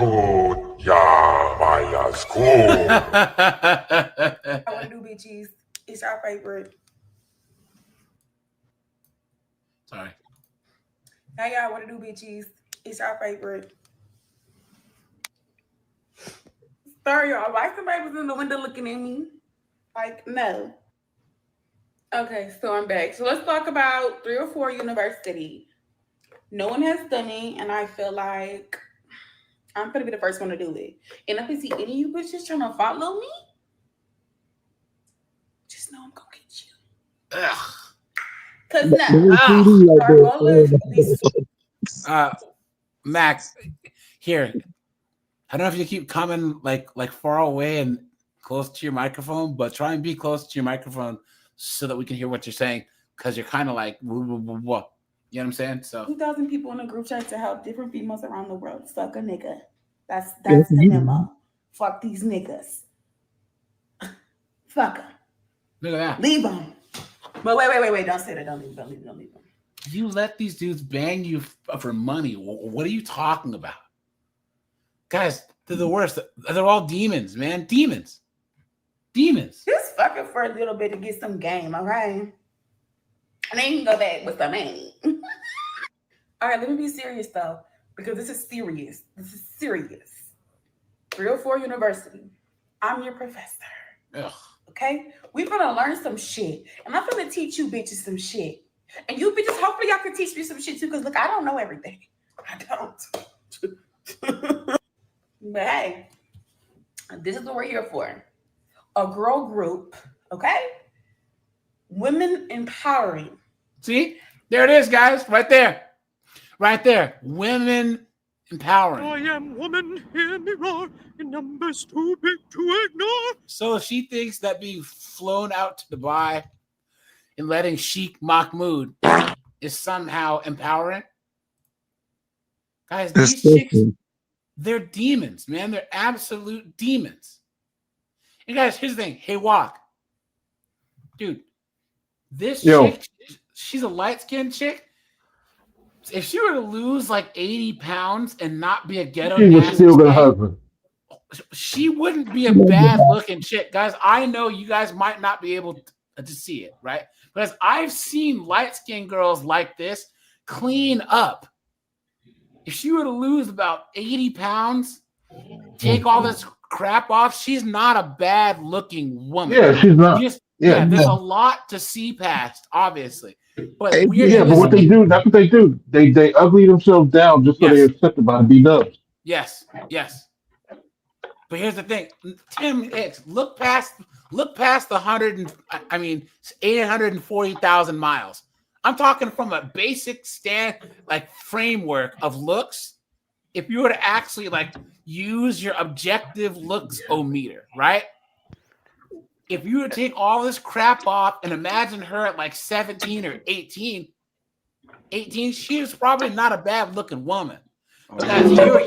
Here we are, your 780,000 miles, your 3 accidents on the Carfax. You know what I'm saying? No more transmission fluid, you know? Come on, man, you know? So I remember this fat, ugly Spanish girl, and let's say years passed, and I saw her lose weight. She was extremely hot, so it's possible. Yeah, guys, what I'm saying is if you actually look at how her face looks, you know what I'm saying? You just got to be able to actually look through things. That's what Kevin Samuels did. He actually would explain how you can look at a girl. Because, guys, we've all known big girls that had pretty faces. And you'd be like, if you were to lose like 130 pounds, you would actually be pretty. You know what I'm saying? Here's the thing, guys. If you go to like Brazil or whatever, all of them don't have the extra weight on them. You know what I'm saying? You know what else is funny, guys? I've had a thing where it was like, why are all these MMA chicks, there's some of them that are mid but have guys that are thirsty because they're in shape. If you have a decent, like a 5 or 5.5 or a 6 who's in great shape, she automatically jumps up to like a 7 or a low 8. You know what I'm saying? But a lot of girls now are just overweight. I'd rather you can have an average girl who's in shape versus a girl that has a pretty face that's overweight. And the average looking girl is going to get more guys, you know? But yeah. Yeah. But guys, like, and Walk and Matt can actually agree with me here. Guys, in the chat, was it who else is in here? Tim Hicks, Reza. Guys, in the 90s, light-skinned girls like this, they got all the dudes. Of course, they made sure to keep themselves up. You know what I'm saying? They always had the nice, decent hair. They weren't all ratchet and ghetto because they knew that they had their pick. They had the pick of all the dudes, especially black guys, you know? Yeah. But now you see these light-skinned chicks getting just as ghetto and overweight and loudmouthed and pierced up and tatted up as the dark-skinned girls. Oftentimes, the dark-skinned girls had to do all that foolishness, or they had to be hella easy to keep up with the light-skinned girls. Yeah, Tommy, you are correct. Now, the light-skinned girls are actually the most ghetto chicks. Walk, Mac, who else in here? Tim Hicks. How many times have you noticed in any of these pro-black spaces or any time there's like an Anton Daniels panel, there's always some light-skinned broad running her mouth about white supremacy and I'm blackity black, but black, y'all. I was like, isn't one of your parents white? How many times have you guys seen these mixed race or these light-skinned chicks? They want to talk the worst about being victimized and how they hate white people, blah, blah, blah. Or just like Ilhan Omar and all these knuckleheads, they want to talk bad about white guys, but they sure will marry one, won't they, guys? I don't. They lied. They lied through their action. Like they'll say stuff out of their mouth, but in the low they'll be dating other people. It's true. You know, these 304s, they should really get. If they were halfway smart, they would start calling themselves factory workers because they're packing more sausage than. I don't think we have software. Well, I don't have the software anyway to do the AGMG. Yeah. So, all right, guys. Hold on. I think there was one more clip that I wanted to show you guys. Hold on, real fast. Oops. Hold on. Hey, AJ, when are you gonna release the video where you trolling these TikTokers? Oh yeah. I need to set up TikTok first. And the thing is, guys, is it would be even better if I could have my own lives. But yeah, guys, I need to start recording it. Every time I get into a good one, I'm on my phone. So I need to start going into people's lives on my computer so I can record, you know. But I was in a good one the other day where this B-Dub, she was talking mess. And then someone had gone to her Instagram because she was all pro-black, and it turns out that like she had like her last like 8 or 9 pictures with a bunch of white dudes saying, "Oh yeah, I'm having so much fun." It's like, how are you pro-black and all this other stuff when you're like at some frat party, probably getting a train ran on you by friggin' Chad and Brad? You know what I'm saying? So, and then she ended up running out of there. It was hilarious. So, Laura Winslow, nah. I was like Myra better. I don't even see why. Like Steve, Laura Winslow. Yeah, Laura. Nah. Where's the? Yeah, she got overweight. She used to be hot. No, Myra Monkhouse. Yeah, Myra was fine. That's what I'm talking about. Yes, I love Steve Urkel more than the other girl. And look at these two garden gnomes she had crammed in that bra of hers, man. Myra was fine. You know what I'm saying?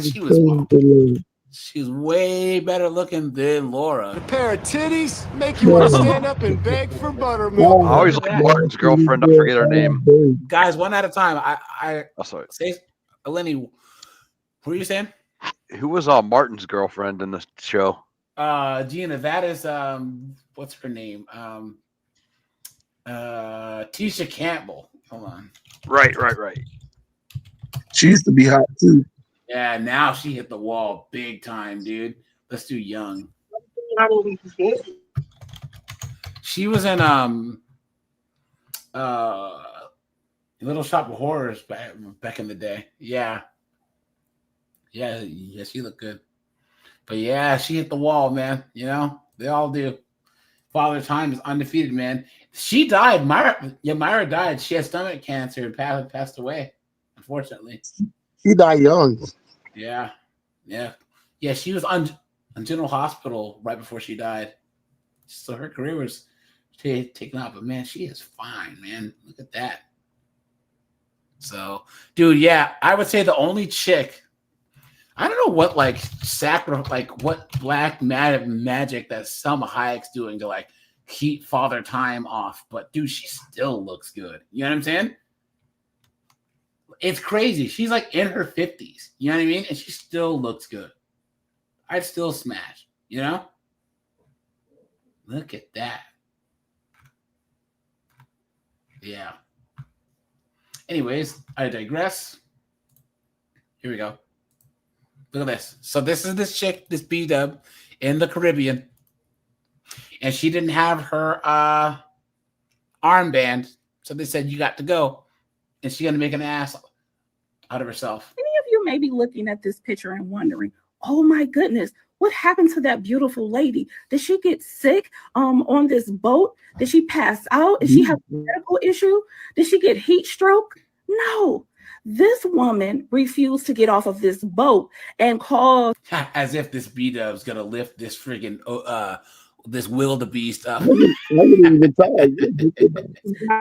who get sick, have to sit in the heat for long periods of time, while she sat there like a 5-year-old with her arms folded, refusing to get off of this boat. As you can see, the police had to come and physically remove her from her seat. Now, she and her mom and her son, who is about 8 or 10 years old, are passengers on the Carnival Glory. This is them getting ready to go on an excursion. Now, if you've cruised before, you know when you go on an excursion, you have to get wristbands. Her mom and her son did not have wristbands, and they were asked to get off of the boat. She refused. She even made herself heavy, stiff, and made it hard for them to remove her. So this woman police officer slid her over in her seat, got her down on the ground, lifted her up by underneath her arms. This other policeman came and they carried her off of the boat because she refused to move. Meanwhile, her child is off of the boat on the side watching all of this, completely embarrassed, and he is in tears. This is her son standing with someone that works at the dock while they are trying to get her up off of the boat. You can see that he's clearly saddened. I know he's embarrassed, and I know this is ruining his vacation, and this is something that's going to stick with him for. Hey, look at that, guys. See? It's crazy, right? Insane. Why? It makes no sense, guys. No sense whatsoever. Look at that, man. So, here you go. Wait. Yeah, guys. So, yeah, black fatigue, it's real. I'm glad that there's people that are actually speaking up about this, right? that are actually saying no, like this is foolishness. Why should we have to like as blacks, whites, or anything else deal with ratchet morons? Why? Makes no sense. Guys, here. We'll end here. Let's do this.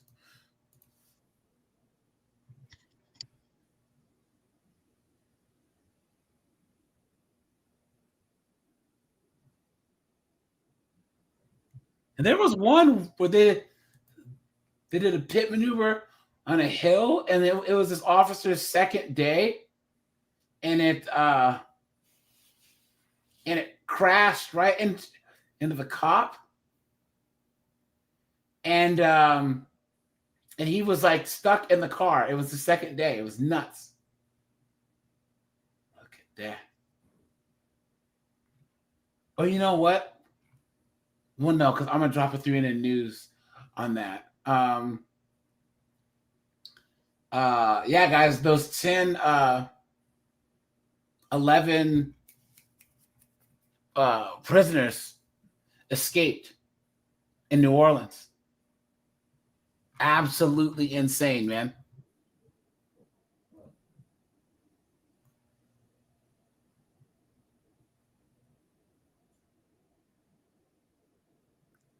Hold on, guys. Something's going on. Hold on. Let me do this here. Let me do this. Where are we here? There we go. 4083. Oh, guys. Here. I'm going to do a video on this. Guys, look. Colin, Lenny, Mac. Am I the asshole for considering calling off my wedding because my fiance had refused to sign a prenup after I found out she has massive credit card debt? So, look at this. So you said he's a middle-aged man who's supposed to get married in a few months. As his fiance, they've been together for 3 years, engaged for 1. So for most of that time, he believed that they were on the same page about life values and, most importantly, honesty. Please. The lie detector determined that was a lie. Get rid of the race card here. Hold on, guys. Let me do this. He says, I've worked hard to build a stable financial foundation. I'm not wealthy, but I own my home outright. I have no personal debt. I've been saving and investing since my early 20s. Good job, right, guys? Right? Yeah. Oh, yeah. It's been a priority for me, especially since my parents went through a nasty divorce that ruined them both financially. And guys, we all know who filed, right? His mom did. About a month ago, while we were discussing wedding costs, I brought up a prenup. Not in a cold and controlling way. I just wanted to protect the life that I've worked so hard to build. Good? Yeah. Scozy says, solid work. Electron Zap, what's up, man? Good to see you, man. You guys, make sure to hit the like button. Thanks for all the super chats, guys. Oh, I think there's a couple that I didn't read. Hold on. Sorry, guys. Yeah. George, I'm going to get some Arlie Emery sound bites. I already have one. Hold on. Hold on. This is the only one that I have. You are dumb, Private Papa. Do you expect me to believe that you don't know left from right? Hey, Kelvin, says one of the 304s that he'd be her pimp. Yeah, well, you know, hey, man, a career change might be in order for you, right? It could work out. Seriously. Garlic croutons, dude. Let's see here. So let's see. Whoops. Okay, so he didn't bring up the prenup in a cold way. I just wanted to protect the life that I work hard to build. I was upfront that I'd still be fair and that the agreement wouldn't leave her with nothing. What? Beta! Guys, rate this guy on the simp-o-meter. Right. Look at that. It's over 9,000.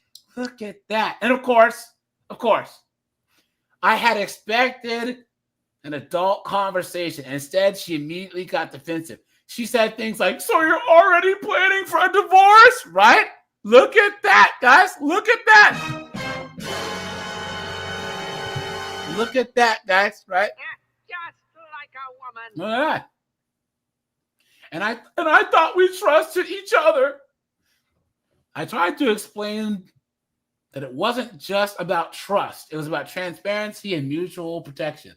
But she shut it down completely. That's when the red flags started popping up. She became evasive every time that money came up, and I started noticing weird things like credit card offers in the mail, a few missed payments on shared expenses that she said she covered, and a lot of "I'll handle it later" energy. So I asked her directly if she had debt. She admitted it. $92,000 in credit card debt. Wow. Called lying by omission. $2,000.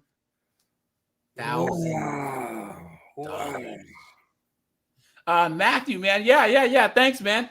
Hey, Matthew, join my Discord. And then, guys, I always drop the link first in the Discord so we can jump on early. But yeah, if you want to be on the military show, let me know. Hit me up in Discord or email me. You know what I'm saying? Guys, all you servicemen, next Sunday, let's have a military show.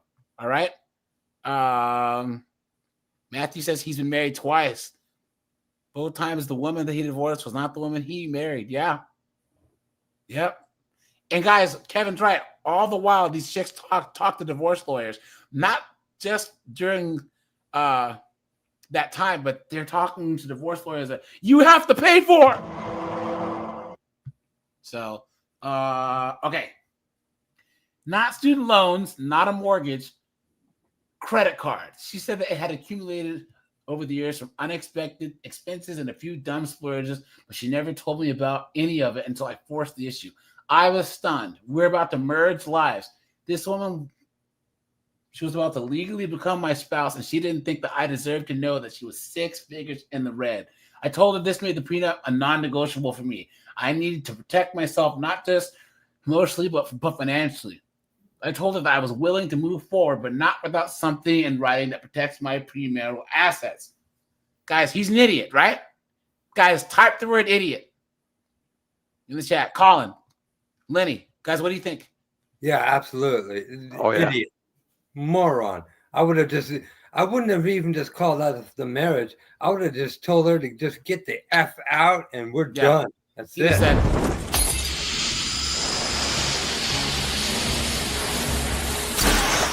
Who is this guy? I don't know. Yeah, that's right. Lying by omission. If she thinks that her credit's not going to adversely affect his once they get married and join together, she's out of her mind too. Yep. Okay, here we go. She lost it. Of course she did, right, guys? Of course she did, right? Just like a woman. She called me selfish. She said that I was turning love into a business deal. Marriage is a business deal. What are you talking about? You absolute dunderhead. What are you talking about? You stupid woman. She said my house and money should be hers too. If we're truly a team, what? You've been had. You've been took. You've been hoodwinked. Bamboozled. Led astray. Run amok.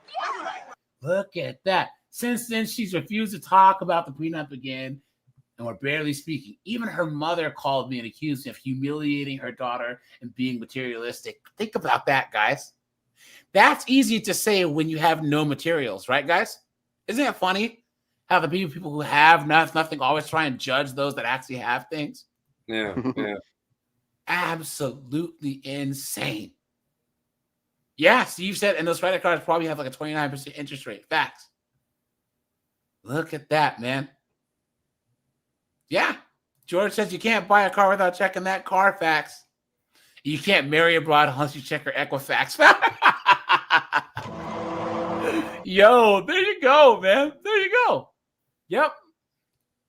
Yeah, it sounds transactional too, but you shouldn't marry somebody without checking their credit and looking at their credit report. I mean, I know it sounds stupid, but you know, yeah, you have to. Yep. All that I want to do is not be liable for debt that I didn't create and to make sure that the life that I built So before this relationship is protected. So now I'm seriously reconsidering the whole wedding. Not because she has debt, but because she hid it and then realized, and then refused to take the responsibility, is now treating me like the bad guy for trying to protect myself. I'm almost certain that she could pay her debt since she is a partner in her friend's business, but she refuses to. What? That's even worse. That's even worse. Am I the asshole for thinking about walking away? So, guys, you can see all these people saying not the asshole. Someone says, Glitch, what's up, dude? How you been, man? Long time, man. Good to see you. Good to see you. Hey, Glitch, man. So we're talking about this guy. He's middle-aged. His house is paid off. He has investments. He found out that his fiance has $92,000 in credit card debt. What? And then she's trying to say, oh, we don't need a prenup because if we're going to be a team, then your house and your investments should be mine so we can be a team. Sounds like a scam. Look at this. So someone says $92,000 in credit card debt, not student loans, not a mortgage, credit cards. I couldn't fathom $92,000. Not the asshole dodged a bullet. She would have destroyed you. Someone says $92,000 in credit cards, $20,000 in interest alone. But that's the thing about these females. They think that you can pick up their slack. Yep. The only reason why they're so lackadaisical about all this is because they expect one of us guys to swoop in and save the day. Here I come to save the day. Look at that, guys. All these people saying he did the right thing. Look at that. She's saying, why don't you trust me in purposely hiding $100,000 in debt? This guy says something my aunt told me that I'll never forget. It's better to figure out a prenup now while you love each other instead of trying to figure out everything during the divorce when you hate each other. Yeah. Look at that. Look at that, guys. Now, guys, let's look at the update, all right? My final update. So I wasn't planning to come back, but a lot of people have messaged me, and honestly, it's been hell of a few days. So I figured that I'd give an update. So yeah, the wedding is officially off. There you go. Let's go. There you go. He dodged a big bullet with that one. Yep. Like Neo in the Matrix, man. You know what I'm saying? So after I posted, I tried one more time to talk to my fiance, ex. I told her that I wasn't trying to be cold or controlling. I just needed to protect myself. Does this guy just not have any masculine energy? You tell her how it is. You don't try and reason with this broad. Reason with her about your own life savings and belongings. What are you doing? What are you doing, man? What's going on here, right? Beta male. Well, I know in my state, when you're married, both your names go on a mortgage. So that would adversely screw him over to no end right there, you know? Yep. I told her that I could still move forward with the wedding if we signed a fair prenup. One that clearly said that her debt is hers and my home and savings are mine if things go bad. I also said that I go to therapy or counseling. What? Look at that. Beta. Look at that. If this felt like a deeper trust issue, she didn't take this well. She said again that the prenup was an insult. That was basically planning for divorce. You guys remember how Andrew Wilson was like, you can get a prenup. 9 times out of 10, a dude asked for a prenup. Guys, what does she say? How dare you? Right? Please. Yeah. She didn't take it well. Said again that the prenup was an insult. I was basically planning for divorce. Then she started crying and said that I was humiliating her and that I was destroying everything we built over money. But that's the thing. It's not just about the money. It's about the fact that she kept a massive amount of debt hidden until she had no choice but to tell me. And even then, she only told me because I pushed. That's not partnership. That's avoidance. So I told her that I couldn't go through with it. I called off the wedding. It sucks. It still sucks. We told the venue that we canceled. And then we let people know. Her family is furious. Mine has been supportive, but trying to not say I told you so. So his family knew she was a skeezer. His family knew. His family knew. His family knew, guys. right? She probably, I mean, his mom, his sisters have probably said, "Oh, she's a hula." You know what I'm saying? Yeah, cookout. What happened? They probably throwing the cookout. Yep, that's true. Probably coming. So her family is furious. Somebody's been supportive, but trying to not say that I told you so. So I've lost a lot of money on deposits, and then and the family was gonna fly in. She moved out 2 days ago. We've barely spoken. I keep second guessing myself even now. Look at this guy, guys. Come on. Fight it. Say again? Hopefully he fights that guilt. It's horrible. Yeah. But I also don't want to wait. I'm second guessing myself now. I didn't want this, but I also don't want to wake up in financial ruin and wonder why I ignored every single red flag. Also, thanks to everyone who gave advice or just listened. I'm heartbroken. Guys, what would you guys do? If she didn't want to sign the prenup, that's a huge red flag right there. Yeah, that's true. Yep. She's planning to divorce you. Tall Starlight says we know a Tall Starlight would ask him. This guy. What? Hold on. Sorry, this is the wrong one. Why are you gay? I love that. Guys, yeah, I'd have left. There's no way, you know? But Glitch, so before we go, how do you feel about the whole black fatigue thing? Where everyone's had it with ghetto, hood, ratchet, knuckleheaded people. Just act stupid. Yeah, to be honest, I had enough of it. Cause it's like, yeah, it's like a plague. Yep. It's like facts. Yep. It's like a sickness, a plague. It's like a dark cloud over the community. It's just like, yep. I don't like it. I just wish that we can move past that stuff and like build to something that's gonna make our community better. Because this ratchetness and this hood stuff, it's not doing that for us. Yeah, it's true. Like I don't understand it. And it's funny because woke whites justify it because it makes them money. Yep, it does. Makes no sense, man. I don't understand it. I just don't. But they're like, oh yeah, these young black kids can't be expected to actually learn, or that's white supremacy. What are you talking about? What are you talking about? It makes no sense. So hold on, guys. There's one more thing, and then we'll sign off here. Hold on, let me see. Hold on, guys. Hold on. 1 second. Here we go. Look at this.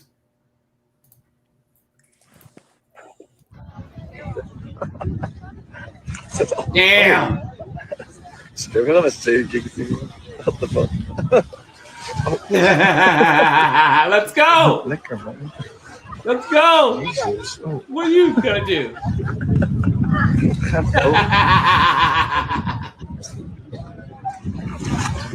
I should have messed with this guy. I'm telling you guys, these chicks think of G.I. Joe. I mean G.I. Jane, a full-grown man. You know what I'm saying? Look at that, man. He's handing out baptisms. But all right, you guys, I'm gonna shut this bad boy down, guys. I'll be doing daytime lives this week. I'll let you guys know in the Discord first when, guys. We'll have a WNBA / female sports or trash daytime stream, and then we'll probably have another one about there are these guys. Hey, Colin, Lenny, Matt, Glitch. You guys notice all these fat acceptance influencers are all dropping dead? You notice that? Oh yeah, there's been like 7 of them. But yeah. Mac, dude, Mac, do me a favor and just next time you got to get a better microphone, dude. Because all I hear is it's a new phone. But there's a thing. You need to get like a like a headset or something that has a different microphone, because most of the time when you talk, we just can't hear what you're saying. So I want you to be able to contribute because you have some good things to say. So in the meantime, get some type of microphone or hold the phone to your ear, or I don't know what, but it's just a blur. We can't understand. Is it happening now? That's better. But for a good chunk of the live, it's just one kind of blur. And I think it has a little lag. Probably that's what's happening. All right. So like the first part of what you just said, I couldn't understand. Just I now. didn't hear what you said the first part. Yeah. So just next time, get like a Bluetooth headset. Get like a little plug-in thing or something. So, but yeah, guys. So there's been a lot of these like body positive people that just croak. You know what I'm saying? 6, 7, 800 pounds trying to talk mess. You know what I'm saying? Well, speaking of big girls, what's up, Pyro? Bumbucker! Pyro's in Jamaica, so we all know those 800-pound B-dubs are after you Jamaican dudes, right, Pyro? Yeah. And a lot of those Jamaican dudes be laying it down on those American B-dubs. Yeah. You call them the herdsmen. Yeah.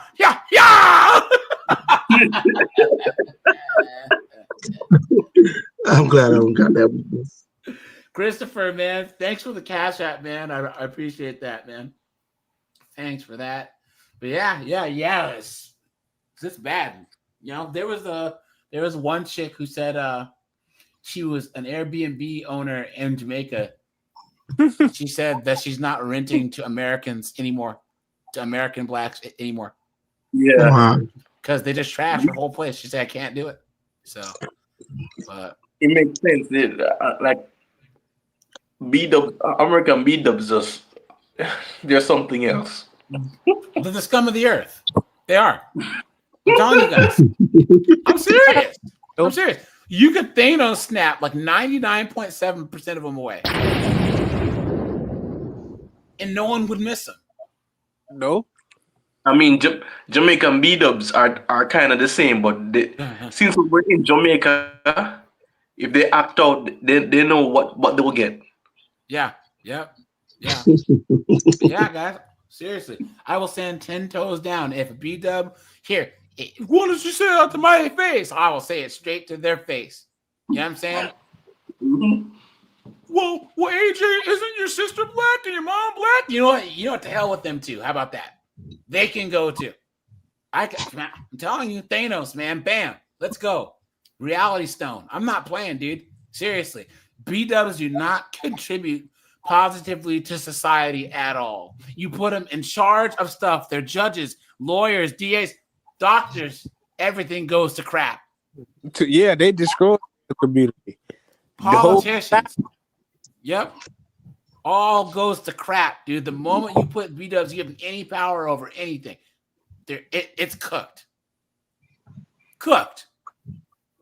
There's no reason. I tell you guys, we should make an island. B-dub Island. Just leave them all on there. Serious, guys. They cause the most damage. Because, guys, not only are guys, did you guys know that B-dubs commit more violence than per capita than white men do? Oh yeah, of course. Yeah, I believe it. Yeah. There was a thing on TikTok. I mean, on TikTok, but on Instagram that I found, and this guy was like, "Why are you talking about men? This is not a gender issue." It was saying how B-dubs have committed more crimes than white guys do, right? And guys, why would you put B-dubs in anything? And then they're deleting most of their children, so they're destroying the community, destroying their men, raising friggin' LDHD TV boys or boys that are going to jail, and then delete the rest of their kids. Yep. Can you name anything positive that B-dubs do? No. You know? Not these days, at least. No. And guys, I gotta I gotta show Walk's twin brother. Walk isn't here, but here, guys, here you go. You need $20,000. You don't, man. You ain't $20,000 material. Is that small? Should I increase it? Do you think? Man, increase what? What? It's $20,000. You ain't you look. I ain't gonna lie. The only thing I'm finna increase is my motherfucking fist across your goddamn face. That's what the fuck. That's what's about to get increased. Cause your strong mouth ass, you finna piss me off. Your ass weak in the teeth. I don't understand that shit. Right? And you getting on this bitch, or you getting on this bitch asking for fucking galaxies. And you don't got no fucking paper. Galaxy is just $15. Listen, I don't know what the fuck you saying. All I know, you ain't getting a motherfucking dime. And look, I tell you this right here. Your level. What you mean, see my level? Girl, what the fuck? What my level got to do with anything? Girl, I ain't no motherfucking I want to know if you'll be able to send me galaxy. Oh, baby, I can send you a galaxy. Hey, listen, I can send you a fucking galaxy, but I can send you a fucking dentist first. Matter of fact, I'm about to call immigration. That's what the fuck I'm finna do. Cause your motherfucking scamming hard-working U.S. citizens out their motherfucking money, and your bitch ass can't even speak fucking English. You dumb bazooka bullet head bitch. You pissing me the fuck off. Talking about you need 20. What that dude going on, bro? Yo, guys, I'm telling you, I gotta clip that. My fist across your motherfucking face. I gotta clip that, dude. This is the best. Dude, I don't know why. This sounds like the guy. Yo, do you guys remember when Iggy Azalea, she was on the Breakfast Club and they or on Sway and they'd asked her to like freestyle and it was horrible and the guy was like, "Hey, yo, Carla, you've been on hold for like 45 minutes. Hey, yo, what you gotta say to Iggy?" He's like, "Hey, yo, your shit's trash." Yo, he was sitting in his car on his cell phone for 45 minutes. "Hey, yo, your shit's garbage."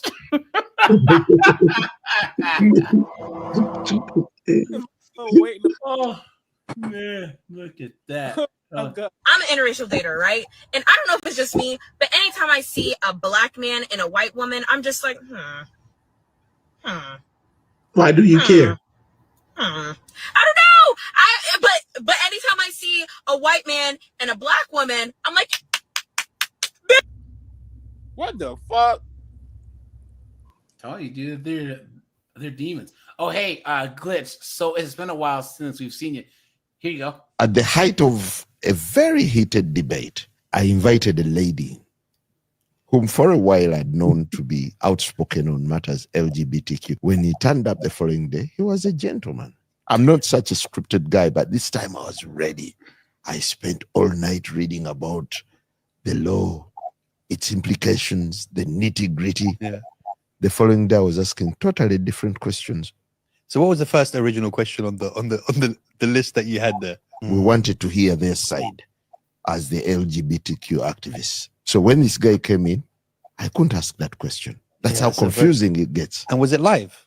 Yes, it was okay, live. so there wasn't any kind of time to be like... No. Okay, the moment I got out of the show, I found my boss in the corridor waiting for me. I thought you were very unkind to this guy, but he was laughing his lungs out. Wasn't a guy. Yet I was feeling nervous. Because after the show, the big spoiler was the pastor who came. I've had a chance. Look at his shirt. So who is gay? To review the show once. I made a very unfair judgment of myself. I was too naive. In what sense? I sounded silly by asking silly questions. No, epic. Why are you gay? Isn't that silly? Yes and no, really. I get it. You, from a journalism point of view, you're thinking, I should have been a bit more professional about this. Yeah, maybe that's typical journalism. Yeah. Though. That's the kind of training that I got. At the height of... Yeah. So, all right, you guys, I'm going to shut this bad boy down. Guys, I appreciate all you guys. I appreciate the 15K. Guys like Pyro and Rajai and all you guys that have been rocking channel, Electron Zab, all you guys that have been here since 1K, since 116 subs, and then 1,000 subs, 2,000, 3,000, 4,000 guys. Thanks all you guys for being here, guys. We will keep this thing rocking, guys. I have some major plans. Like I said, I want to do more interviews with you guys. I'm gonna start being more prescriptive as far as like drawing on you guys' life experiences, and we can actually like kind of let people know, like young guys, like, hey, look, like, these are the things that we've learned. These are the things that we went through. You know what I'm saying? Mm-hmm. And it'll be better off so that 19, 20, 22, 23-year-old guys don't make the same mistakes. You know what I'm saying? So, all right, you guys. Yeah. Let me borrow you for 2 minutes before you, when you shut down the live. Yeah. Well, we're all shut the live off. Just stay on the line. But all right, guys. Appreciate you. Bye, guys. Yes. Take it easy. Bye, guys. All right, man.